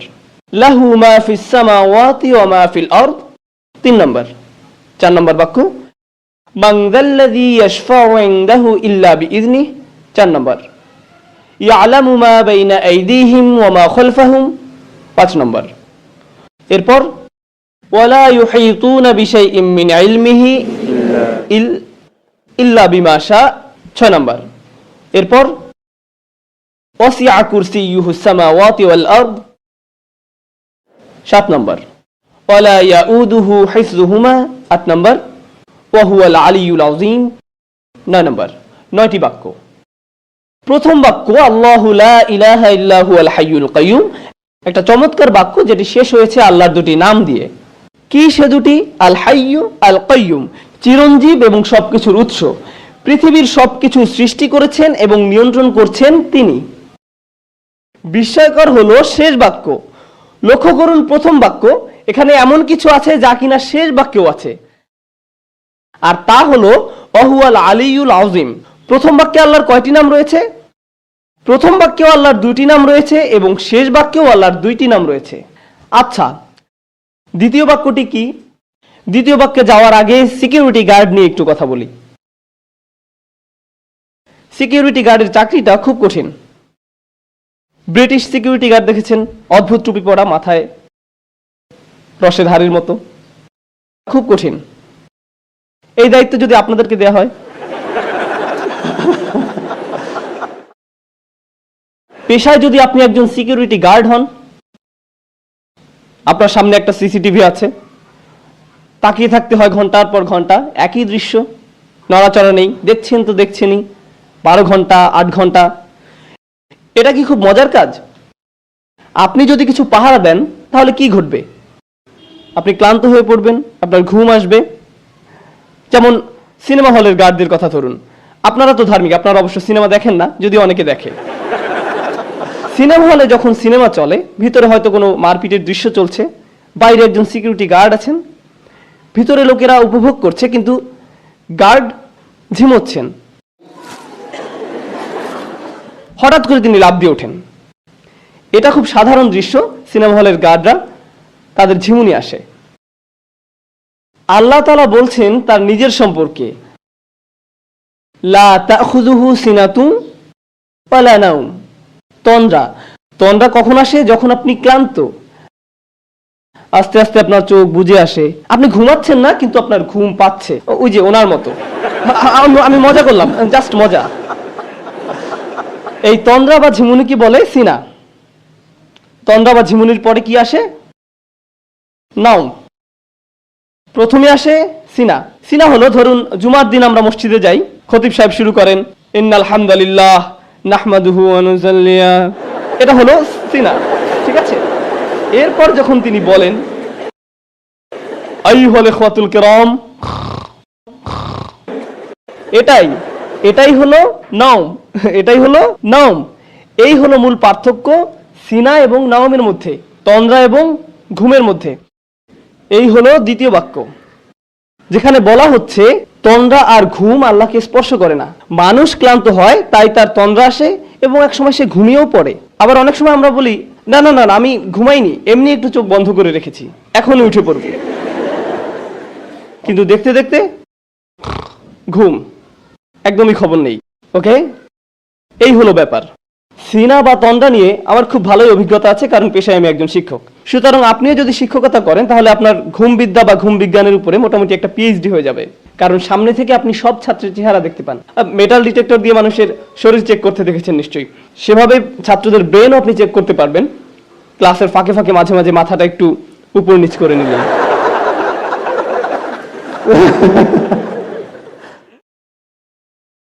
এই হলো দ্বিতীয় বাক্যের আলোচনা, ঘুম না ক্লান্তি ও ঘুম নিয়ে, তন্দ্রা এবং ঘুম সম্পর্কে। শেষ দিক থেকে দ্বিতীয় বাক্য কি? ওয়ালা ইয়াউদুহু হিফযুহুমা। আকাশ এবং জমিন পাহারা দিয়ে আল্লাহ ক্লান্ত হন না। যখন কেউ ক্লান্ত হয়ে যায় তখন তার তন্দ্রা আর ঘুম পায়। দ্বিতীয় বাক্যের সাথে শেষ দ্বিতীয় বাক্যের এই হলো চমৎকার মিল। লা তাখুযুহু সিনাতু ওয়ালা নাওম ওয়ালা ইয়াউদুহু হিফযুহুমা। আল্লাহ বলছেন লাহু মা ফিস সামাওয়াতি ওয়া মা ফিল আরদ। আসমান এবং জমিনে যা কিছু আছে সব তিনি নিয়ন্ত্রণ করেন। এই বিষয়ে কথা বলার আগে দুটি বাক্য, আল্লাহর দুটি নামের মধ্যে পার্থক্য বুঝতে হবে, মালিক এবং মালিক। আল্লাহর দুটি নাম মালিক ও মালিক, দুটি শব্দের মধ্যে পার্থক্য ধরতে পারলে আয়াতটা বুঝতে সহজ হবে, এই জন্যই বলা। মালিক শব্দের অর্থ অধিকারী, মালিক অর্থ অধিকারী, আর মালিক শব্দের অর্থ আগে একবার বলেছিলাম, মালিক অর্থ রাজা। রাজা আর অধিকারীর মধ্যে কোনো পার্থক্য আছে? আছে। আপনি আপনার কলমের মালিক, কিন্তু আপনি বলেন না যে আমি এই কলমের মহান রাজা। আপনি এমনটা করেন না, কারণ আপনি জানেন এটা একটি হাস্যকর কথা। বুঝতে পেরেছেন?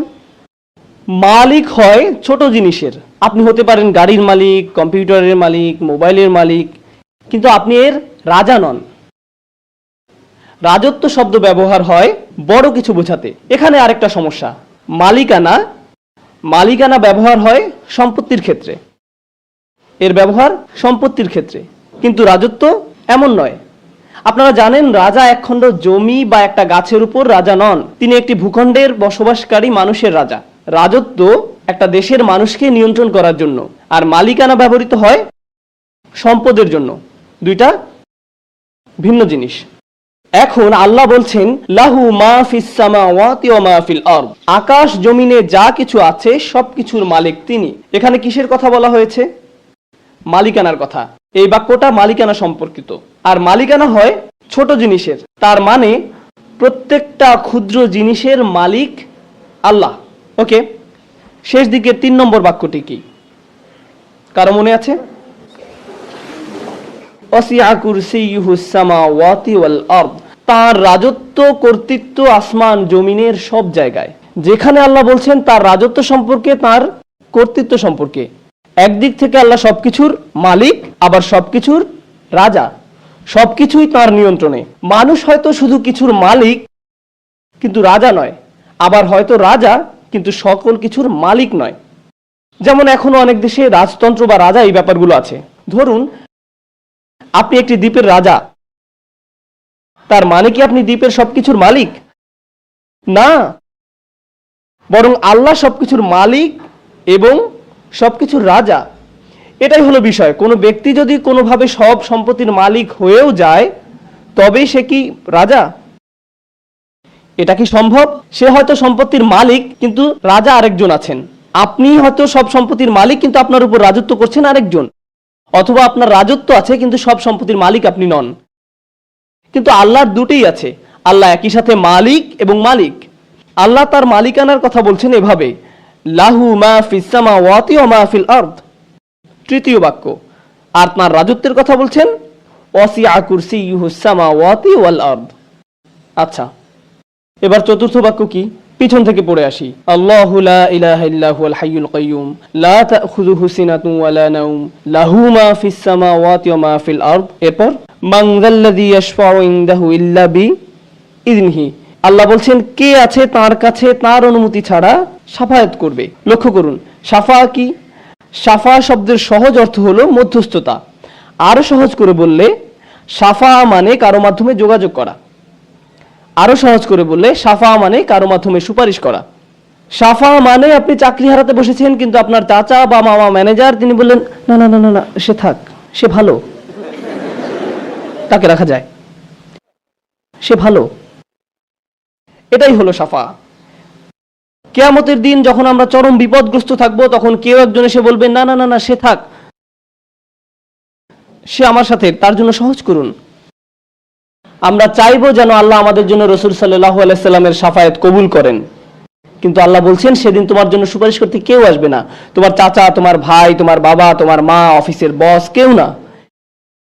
কেউ বলবে না আল্লাহ সে সে ভালো, সে থাক।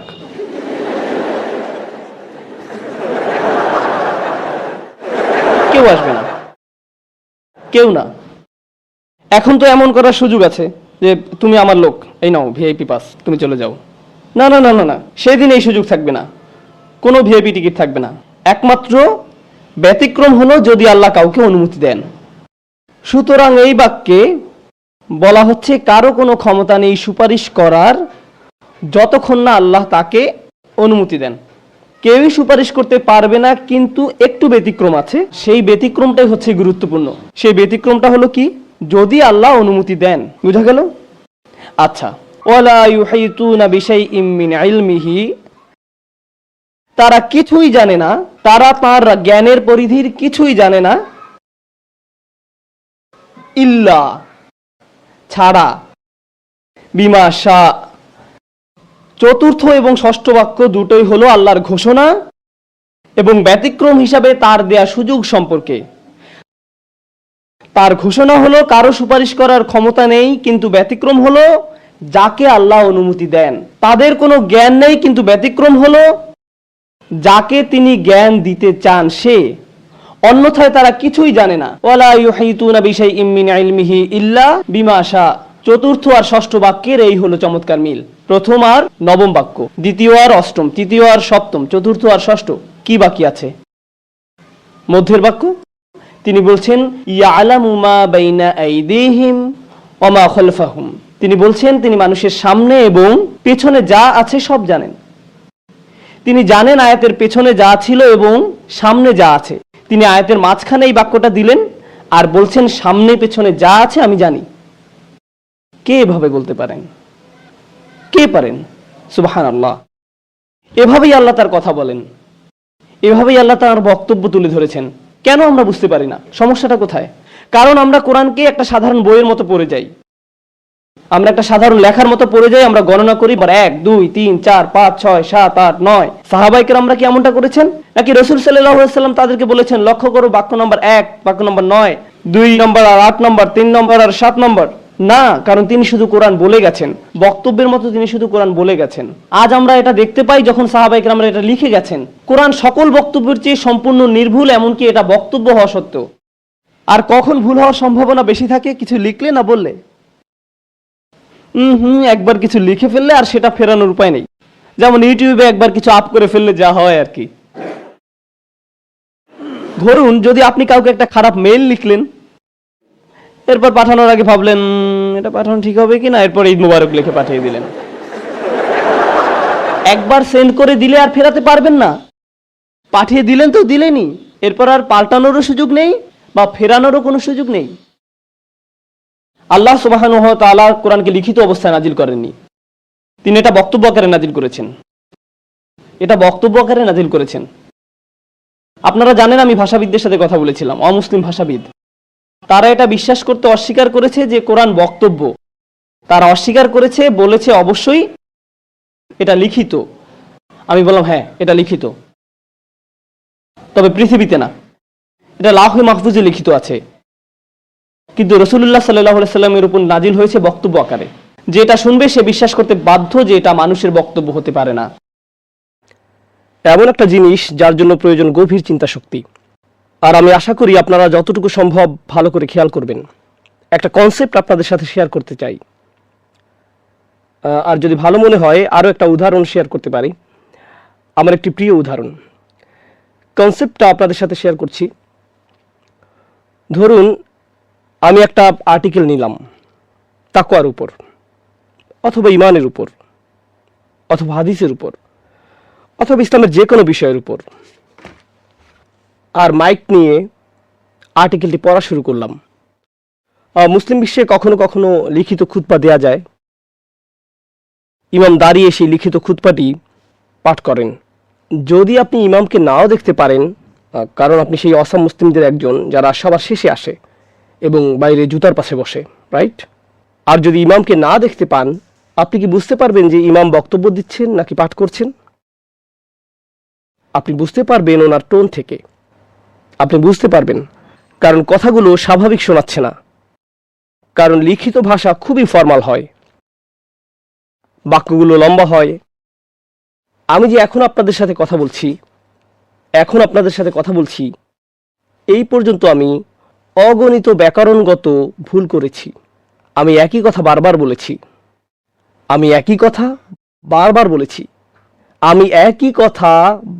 বলেছি, আমি যদি একটি আর্টিকেল লিখতাম তখন কি এরকম পুনরাবৃত্তি করতাম?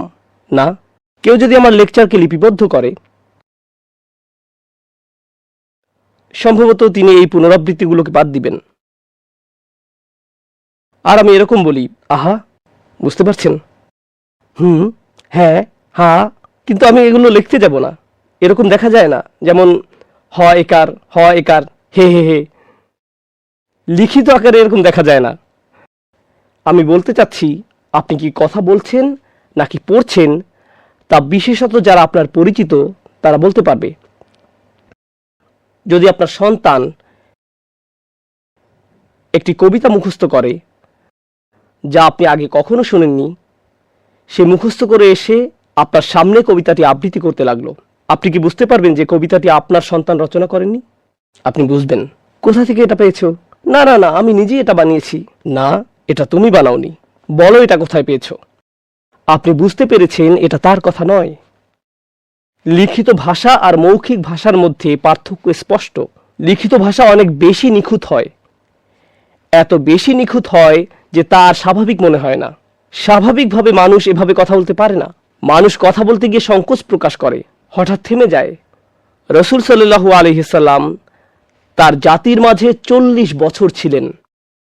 ভাষা বিজ্ঞানের একটা মতামত হলো, মানুষের কথা বলার নিজস্ব প্যাটার্ন থাকে। মানুষ একই ধরনের বাক্য ব্যবহার করে থাকে। কথা বলার সময় মানুষ একই ধরনের ভুল করে থাকে। মানুষ তাদের কথায় বাক্যাংশ ব্যবহার করে। যেমন আমি এই শব্দটা অনেক বলি। তো মৌখিক ভাষার একটা প্যাটার্ন থাকে। যখন রাসূল সাল্লাল্লাহু আলাইহি সাল্লাম কোরআন আবৃত্তি করা শুরু করলেন, এটা কি ওনার স্বাভাবিক ভাষার মতো ছিল? না। আর আপনি কি সাথে সাথেই বলতে পারতেন, দাঁড়াও দাঁড়াও দাঁড়াও, উনি তো এভাবে কথা বলেন না, কেউ এভাবে কথা বলে না। তাহলে এটা কি? বুঝতে পারছেন?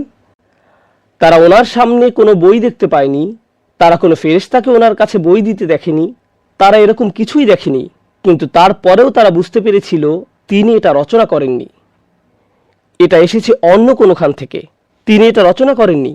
এজন্যই যখন তারা কোরআন শুনল, তখন তাকে জাদুকর আখ্যা দিল, তাই না? তারা ওনাকে বলেছিল জাদুকর। কিন্তু জাদু জিনিসটা হলো এটি চোখে দেখার বিষয়। এখন যদি আমি এখান থেকে একটা পাখি বের করে আনি, যদি আমি এখান থেকে একটা কাপড় বের করে আনি, আর এটা বের হতেই থাকে, তখন এটা হবে এমন কিছু যা আপনি চোখে দেখতে পান এবং বিস্মিত হবেন। জাদু সাধারণত এমন বিষয় যা আপনি দেখতে পান। কুরাইশরা রাসূল সাল্লাল্লাহু আলাইহি সাল্লামকে জাদুকর বলেছিল এমন কিছুর জন্য না যা তারা দেখেছিল, বরং এমন কিছুর জন্য যা তারা শুনেছিল। এটা অদ্ভুত। তারা এতটাই অভিভূত হয়েছিল এই বাণী দ্বারা, যদিও তারা ঈমান আনেননি, কিন্তু তারা এটাকে জাদুর মতোই বিস্ময়কর হিসেবে উপস্থাপন করেছিল। আমরা মনে করি তারা ওনাকে জাদুকর বলার মাধ্যমে অপমান করেছিল, কিন্তু আসলে তারা নিজেরাও বুঝতে পারেনি যে এর মাধ্যমে তারা ঈমানের দাবির অর্ধেক স্বীকার করে নিয়েছে। কারণ যখন আপনি কোনো কিছুকে জাদু বলেন, আপনি কিছু একটা বিশ্বাস করেছেন। আপনি তখন বলছেন, আমার কাছে এর যুক্তিসঙ্গত কোনো ব্যাখ্যা নেই, রহস্যময়, অস্বাভাবিক, অতিপ্রাকৃতিক কিছু একটা ঘটেছে যা বিজ্ঞান বা সাধারণ জ্ঞান দিয়ে বোঝা যায় না। এজন্যই আমি এটাকে কি বলবো? জাদু। ওকে, আপনি অর্ধেক মেনে নিয়েছেন। আপনি মেনেই নিয়েছেন যে এটা অদৃশ্য জগৎ থেকে এসেছে। আপনার এতটুকু অগ্রগতি হয়েছে। তো আশা করি এই কনসেপ্টটা নিয়ে আপনারা চিন্তা করবেন যখন নিজেরা কোরআন অধ্যয়ন করবেন। আশা করছি আবার যখন আমি আসব, যদিও এই ব্যাপারে সরকার কিছুই জানে না, সরকার বলতে আমার স্ত্রীকে বুঝিয়েছি, যদি হোম মিনিস্ট্রি থেকে অনুমোদন পাই, তাহলে ইনশাআল্লাহ আগামী বছর আমরা এটাকে বলি ডোমেস্টিক ভিসা, পরিবারের কাছ থেকে যেটা পাওয়া যায়। তো যদি আবার আশা হয়, আমি আপনাদের সাথে পুরো সেমিনারটি করব। পুরো সেমিনারের বিষয় হলো আল্লাহ কেন একই কথা বারবার বলেছেন, সূরাগুলো কেন এভাবে সাজানো, ঘটনাগুলো কেন এখানে একটু, ওখানে একটু এবং এখানে আরেকটু, নবীদের নাম দিয়ে আসলে কি বোঝায়, মূসা দিয়ে কি বোঝায়, ইব্রাহিম দিয়ে কি বোঝায়। এগুলো আরবি শব্দ নয়, এগুলো আরবি শব্দ নয়। এবং তাদের নামের মধ্যেও কি কোনো মুজিজা লুকিয়ে আছে? এর মধ্যেও কি মুজিজা আছে? সুবহানাল্লাহ। আরও কিছু প্রশ্ন আছে, যেমন কিছু কিছু মানুষ মনে করে যে কোরআনে ভুল আছে অথবা কোরআনে অসঙ্গতি আছে। নিয়ে আসুক, তাদের কি বলার আছে। আল্লাহ বলেছেন, হাতু বুরহানাকুম, নিয়ে আসো তোমাদের প্রমাণ, নিয়ে আসো তোমাদের অভিযোগ, নিয়ে আসো তোমাদের সমালোচনা। আল্লাহ তাদেরকে আমন্ত্রণ জানিয়েছেন এর জন্য। তো যখন তারা আনে, আপনি তখন বলেন এই কুফফারগুলো, এরা মনে করে কোরআনে অসঙ্গতি আছে। আরে ভাই, তারা তো সেটাই করছে যা আল্লাহ বলেছেন। ওয়েলকাম, নিয়ে আসুন, নিয়ে আসুন, আসুন শুনি আপনার কাছ থেকে, শুনি আপনার কি বলার আছে, তারপর আসুন উত্তর দেই, আসুন জবাব দেই। আমাদেরকে কখনোই সমালোচনার ভয় করা উচিত না। আমাদের গ্রন্থ এতটাই অসাধারণ যে আমাদের সমালোচনার ভয় করার দরকার নেই। এই গ্রন্থটিকে আমাদের ভালোবাসতেই হবে, আর এই গ্রন্থ নিয়ে আমাদের অত্যন্ত আত্মবিশ্বাসী হতে হবে। আমি আপনাদেরকে বলছি, এই বিষয়টি বিশেষভাবে এই কোর্সটি পড়ানোর জন্য আমি অত্যন্ত আগ্রহী, কারণ আমি নিজে উপকৃত হয়েছি। আপনার মধ্যে ঈমান রয়েছে, তবে হয়তো এর ধারণাটা আধ্যাত্মিক। যখন এই বিষয়গুলো জানবেন, তখন বুদ্ধির জগতেও ঈমান প্রভাব বিস্তার করবে। কোনো মানুষের দ্বারা এই মুজিজা সম্ভব না, এটা অসম্ভব, এটা অসম্ভব। সর্বশেষ যে উদাহরণটি আপনাদের সাথে শেয়ার করছি, এটা কোরআনের মুজিজা না, বরং সৌন্দর্য, কোরআনের একটি সৌন্দর্য। একবার আমি লিফটে ছিলাম এক লোকের সাথে, যে কিনা টেক্সাসের স্থানীয়। সে আমার দিকে তাকালো আর বুঝতে পারলো যে আমি একজন মুসলিম। সে আমাকে বলল, তুমি মুসলিম তাই না? আমি বললাম হ্যাঁ। তোমরা মুসলিমরা বেহেশতে গিয়ে কি পাবে? আমি হলাম লিফটে, আমার গন্তব্য চলে আসছে, এখন আমি তার সাথে জান্নাত নিয়ে দীর্ঘ আলোচনা করতে পারবো না। এই মুহূর্তে তাকে একটা বিষয় দিতে হবে, তো আমি বললাম ড্রিঙ্কস, তারপর চলে গেলাম।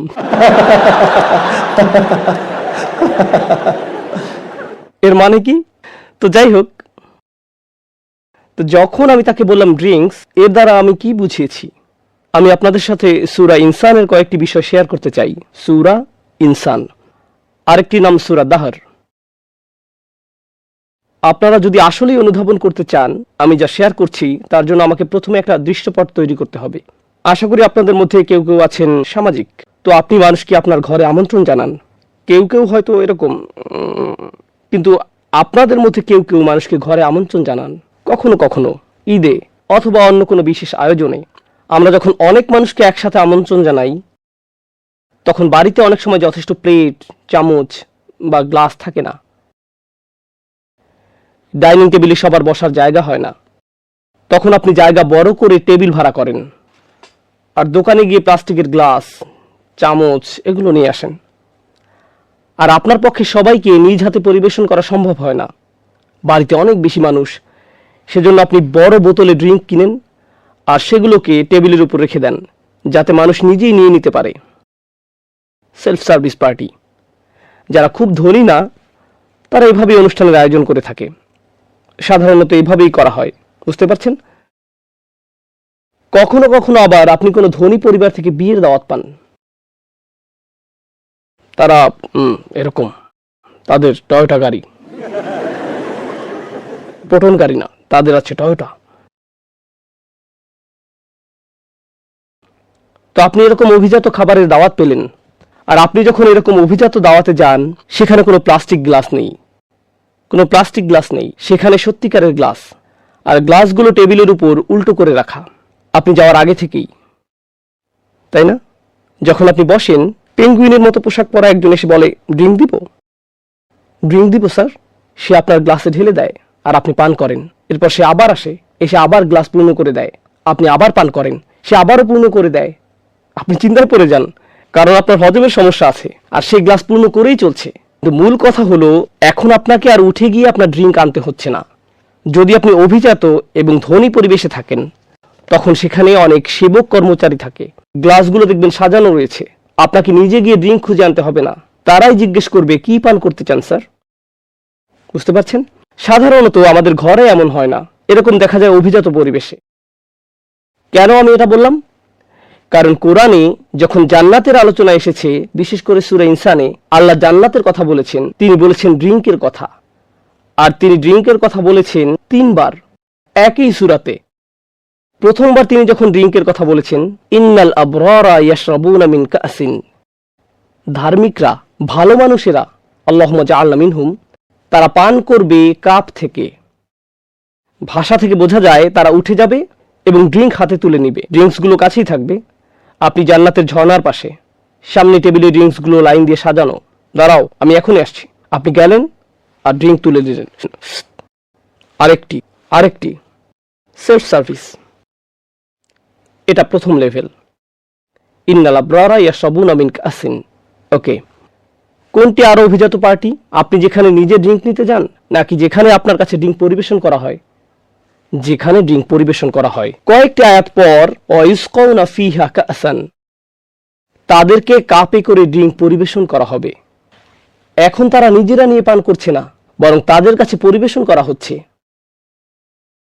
ওয়ায়াতুফু আলাইহিম উইলদান মুখাল্লাদুন, তরুণ সেবকরা চারপাশে ঘুরে বেড়াবে, স্যার আরেকটু দিব, আরেকটু দিব। তারা ঘুরে বেড়াবে আর ড্রিঙ্ক পরিবেশন করবে। তো এটা হলো আরো অভিজাত পরিবেশ। একটা মজার ব্যাপার হলো, যখন কোনো ওরিয়েন্টালিস্ট বুদ্ধিজীবী বলেন কোরআন আলোচনা করেছে এমন জনগোষ্ঠীকে নিয়ে যারা মরুভূমিতে বসবাস করত, আর এজন্যই বেহেশতে ড্রিঙ্কস পাওয়ার কথা বলেছে। আদিম যুগ ছিল তো, এই জন্য। আমি বলি আপনি আদিম যুগের। আজকের দিনেও আপনি যান একটা অভিজাত পার্টিতে, সেখানে কি দেখবেন? গ্লাস, ড্রিঙ্কস পরিবেশন করা হচ্ছে। আল্লাহ আযজা ওয়া জাল্লা কোরআনে এমন বিষয় রেখেছেন যা জন্মগতভাবে মানব স্বভাবের অংশ। আমরা প্রযুক্তিতে যতই অগ্রসর হই না কেন, এটা তখনও থাকবে যখন আপনার কাছে কেউ খাবার পরিবেশন করে তখন মনে হয় হ্যাঁ এটা ফার্স্ট ক্লাস। কেন আপনি এক্সট্রা টাকা দেন বিমানের ফার্স্ট ক্লাস টিকিটের জন্য? কারণ তারা আপনার কাছে এসে বলে স্যার এটা নিবেন, সেটা নিবেন, ওটা নিবেন। যখন আপনি ইকোনমিক ক্লাসের সিটে থাকেন, হেঁটে যাওয়ার সময় তারা আপনার চেয়ারে লাথি মেরে চলে যায়। দুইটা আলাদা বিষয়। মানুষ নিজেকে স্পেশাল ভাবতে ভালোবাসে। তো আল্লাহ বর্ণনা করেছেন জান্নাতে আপনি নিজের ড্রিঙ্ক নিজে নিচ্ছেন, এরপর এখন আবার আপনাকে পরিবেশন করা হচ্ছে। তো এটা উঁচু স্তর। আর কোনো উঁচু স্তর কি আছে? আরো কয়েকটি আয়াত পরে আল্লাহ বলছেন ওয়াসাকাহুম রাব্বুহুম শারাবান তাহুরা, তাদের প্রতিপালক আল্লাহ নিজে তাদেরকে পান করতে দিবেন পবিত্র পানীয়। সুবহানাল্লাহ, সুবহানাল্লাহ। দেখেছেন কিভাবে আপনার উন্নতি হচ্ছে? প্রথমে আপনি নিজে ড্রিঙ্ক নিয়ে নিচ্ছেন, তারপর আপনাকে ড্রিঙ্ক পরিবেশন করা হচ্ছে, আর তারপর আল্লাহ নিজে আপনাকে দিচ্ছেন। সুবহানাল্লাহ। তো যখন এই টেক্সাসের অধিবাসীর দিকে ফিরে বলেছিলাম ড্রিঙ্কস, আমি এটাই বুঝিয়েছিলাম বিষয়টা এত চমৎকার। চিন্তা করতে পারেন যে আল্লাহ আযজা ওয়া জাল্লা নিজে আপনাকে পান করতে দিচ্ছেন। ওয়াসাকাহুম রাব্বুহুম শারাবান তাহুরা, এই একটা কারণই যথেষ্ট। জান্নাত সম্পর্কে আর কিছু জানার আমার দরকার নেই। শারাবান তাহুরা আমার জন্য যথেষ্ট। সুবহানাল্লাহ। এভাবেই কোরআন যুক্তি উপস্থাপন করেছে। উম্মার জন্য আজ এটা জরুরি। এটা জরুরি যে আমরা আবারও কোরআনের চমৎকারিত্ব অনুধাবন করি। এই গ্রন্থটি আসলে কি তা পুনরায় আবিষ্কার করাটা এটা জরুরি। আমরা সুদীর্ঘ সময় কোরআনের টেকনিক্যাল বিষয়গুলো নিয়ে ব্যস্ত ছিলাম। টেকনিক্যালিটি। মুসলিমরা অনেকেই যখন কোরআন নিয়ে চিন্তা করে, তারা শুধু চিন্তা করে হালাল হারাম নিয়ে। হালাল হারামের আয়াত সংখ্যা অনেক কম, আর সেগুলোও চমৎকার। কিন্তু এরপর চমৎকার এই গ্রন্থটির বাকি অংশগুলোর কি হবে? ও না, আমি জানি এটাতে কি আছে। আসলেই সবচেয়ে জ্ঞানী মানুষটিকে সাল্লাল্লাহু আলাইহি সাল্লাম এই গ্রন্থটি শিখানো হয়েছিল 23 বছর ধরে, আর আপনি জানেন এটাতে কি আছে, অথচ একবারও গ্রন্থটি পুরোটা পড়েননি। এটা কিভাবে সম্ভব? কেন আমরা গ্রন্থটিকে এত কম মূল্যায়ন করি? এত কম। আমি প্রার্থনা করি উম্মাহ হিসেবে পৃথিবীর যেখানে আমরা থাকি, যাতে আমরা এই চমৎকার গ্রন্থের প্রতি আমাদের ভালোবাসা, অনুভূতি এবং শ্রদ্ধাকে বৃদ্ধি করতে পারি।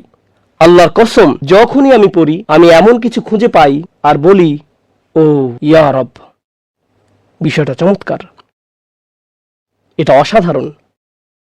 সব সময় আসলেই তখন আমাকে বিরতি নিতে হয়। তখন কোরআন মুখস্থ করি, এরপর থামি এবং নোট করি। কারণ এটা এতই চমৎকার যে আমি তখন আর চিন্তা করতে পারি না। কারণ অসাধারণ একটা বিষয় মাত্র অনুধাবন করতে পারলাম।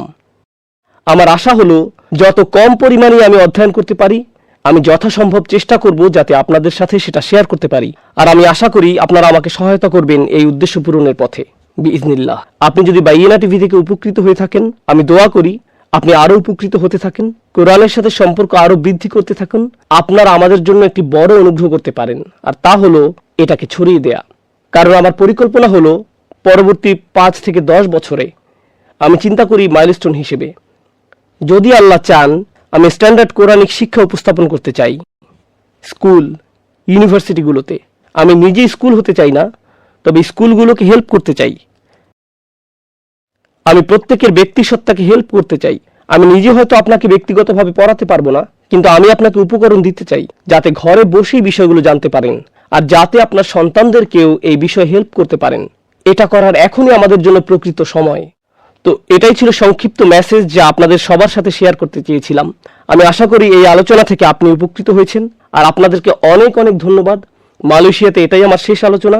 আমি এবং আমার টিম আমরা পুরোপুরি বিনয়াবনত এবং সম্মানিত হয়েছি এখানে আসার কারণে। আর আমি খুবই আনন্দিত যে এখানে এই দেশে যে ভালো বিষয়গুলো হচ্ছে তা নিয়ে। আমি জানি সমস্যা সকল দেশেই আছে, আর আপনাদের দেশেও সমস্যা আছে, এতে কোনো সন্দেহ নেই। কিন্তু যে সম্ভাবনা এখানে রয়েছে, যে সম্ভাবনাগুলো এখানে রয়েছে, আমি আপনাদেরকে বলছি তা হলো অসাধারণ। সেগুলো সত্যি অসাধারণ। আর এজন্যই আপনাদের দায়িত্ব হলো বিশেষ কিছু করা এই দেশে, বিশেষত এই শহরে।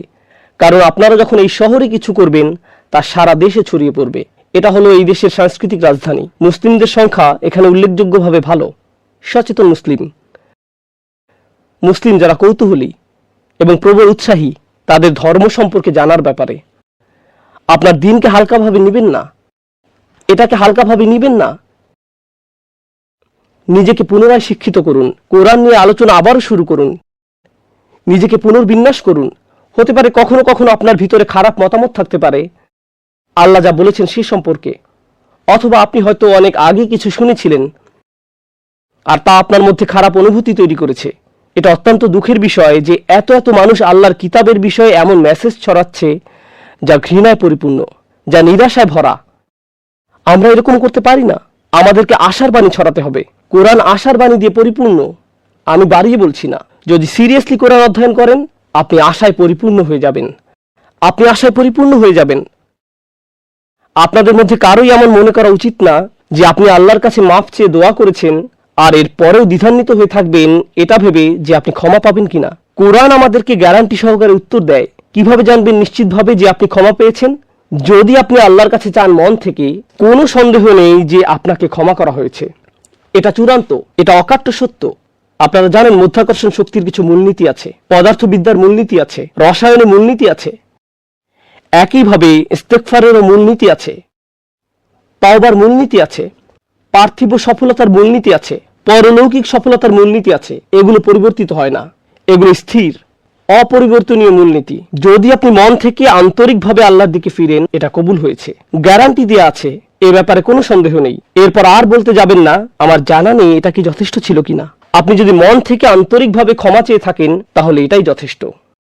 ভবিষ্যৎ নিয়ে চিন্তা করুন, অতীত নিয়ে আটকে থাকবেন না। আপনাদের অনেকেই সময় অপচয় করেছেন, দিন শিক্ষায় যথেষ্ট সময় ব্যয় করেননি। হতে পারে আপনি ব্যস্ত ছিলেন পার্থিব বিষয় নিয়ে। এই গ্রন্থটি যতটুকু মনোযোগ পাওয়ার যোগ্য তা আপনি দিতে পারেননি। তাতে কি? তা ছিল গতকাল। আল্লাহ আপনাকে আজকে নিঃশ্বাস নেয়ার এবং আগামীকাল ভালো কিছু করার সুযোগ দিয়েছেন। তাই এখনই পরিবর্তিত হয়ে যান, এখনই নিয়ত করে ফেলুন। এটা মনে করবেন না ও আমি বছরের পর বছর ধরে ব্যর্থ হয়েছি, কিছুই পরিবর্তন হবে না। না, তাহলে আপনার দাবি করা হবে যে আপনি ভবিষ্যৎ জানেন। শুধু আল্লাহ একমাত্র ভবিষ্যৎ জানেন। আপনি একমাত্র যা জানেন তা হলো অতীত। একমাত্র এটাই আপনি জানেন। আল্লাহ আপনাকে পরিবর্তন করে দিবেন, যেমনটি আপনি কখনোই কল্পনা করেননি। আমি এটুকু জানি আমার ব্যাপারে, তাই আপনার ব্যাপারেও আমি এটা জানি। আল্লাহ মানুষকে পরিবর্তন করে দিতে পারেন যখন সে নিয়ত করে। মূল বিষয়টি হলো আপনার সেই সিদ্ধান্ত গ্রহণ করা। এই দেশে আপনারাই হলেন আশার আলো ওই সকল মানুষের জন্য যারা আশা হারিয়ে ফেলেছেন। এমন মানুষও আছেন যারা এখন শুধুমাত্র নামে মুসলিম। এমন মানুষও আছে যারা আর নামাজ পড়ে না, যদি পড়েও তা আসল না। তারা শুধু দিনের পরিচয় ধারণ করে আছে, কারণ যদি তারা এটা ত্যাগ করে তাহলে মানুষ তাদেরকে খারাপ চোখে দেখবে।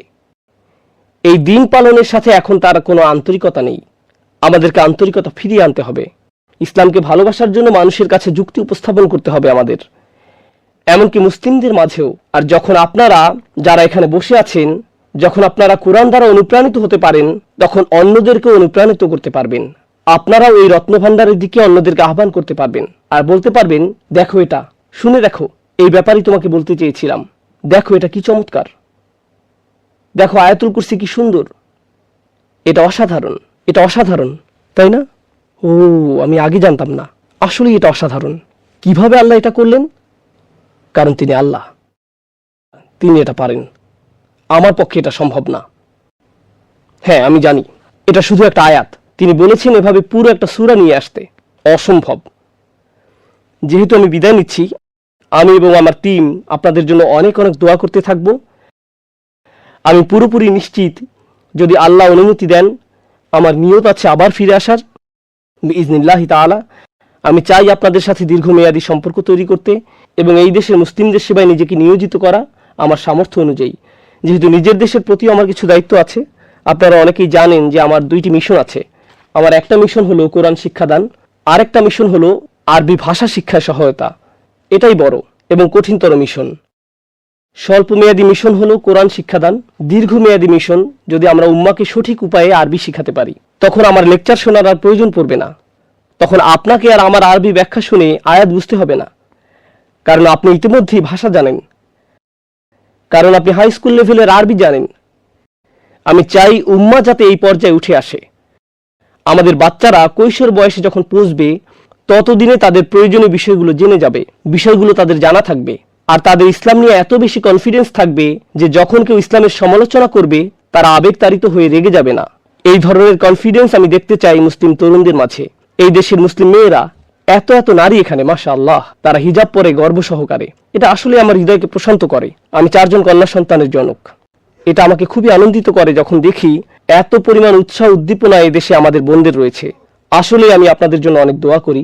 যখন আমি কোনো বোনকে হিজাব পরিহিতা দেখি, আশেপাশে যখন দেখতে পাই, আমি শুধু দোয়া করি, ইয়া আল্লাহ, এই মানুষগুলোর উপর রহমত দান করুন। কারণ এটা একটা শক্তিশালী বিষয়, এটি ছোট কোনো বিষয় নয়। আপনারা হয়তো এর গুরুত্ব বুঝতে পারছেন না। গোটা বিশ্বই ধর্ম থেকে দূরে সরে যাচ্ছে, ইসলাম সহ সকল ধর্ম থেকেই। আপনাদেরকে লেগে থাকতে হবে। আর শুধু লেগে থাকাই নয়, মানুষকে ফিরে আসার মতো যুক্তি উপস্থাপন করতে হবে। আর আমি কথাগুলো বারবার বলছি, কারণ আমি আপনাদের বোঝাতে পারবো না এই বিষয়গুলো আমার কাছে কতটা গুরুত্বপূর্ণ।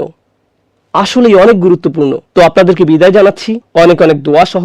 আর আশা করছি আমিও বিদায় নিব আপনাদের সবার দোয়া সাথে নিয়ে, আমাদের জন্য, আমাদের টিমের জন্য, আমাদের সকল ছাত্রের জন্য যারা শিখে যাচ্ছে তাদের সামর্থ্য অনুযায়ী, সেই সকল ছাত্রের জন্য যারা এই দিন শিখছে যে কোনো স্থানে, যে কোনো অবস্থায়, তারা আমার অধীনে হোক অথবা অন্য শাইখদের সাথে। আমরা দোয়া করি যাতে আল্লাহ এই উম্মার জন্য নেতৃত্ব তৈরি করেন, যাদেরকে অনুসরণ করা যাবে, যারা মানুষের প্রতি আন্তরিক, যারা মুক্ত চিন্তার অধিকারী, যারা চিন্তাশীল, যারা সংকীর্ণ মানসিকতার অধিকারী নয়, যারা বক্তব্য উপস্থাপন করবে উম্মাকে এক হওয়ার জন্য, বিভক্ত হওয়ার জন্য নয়।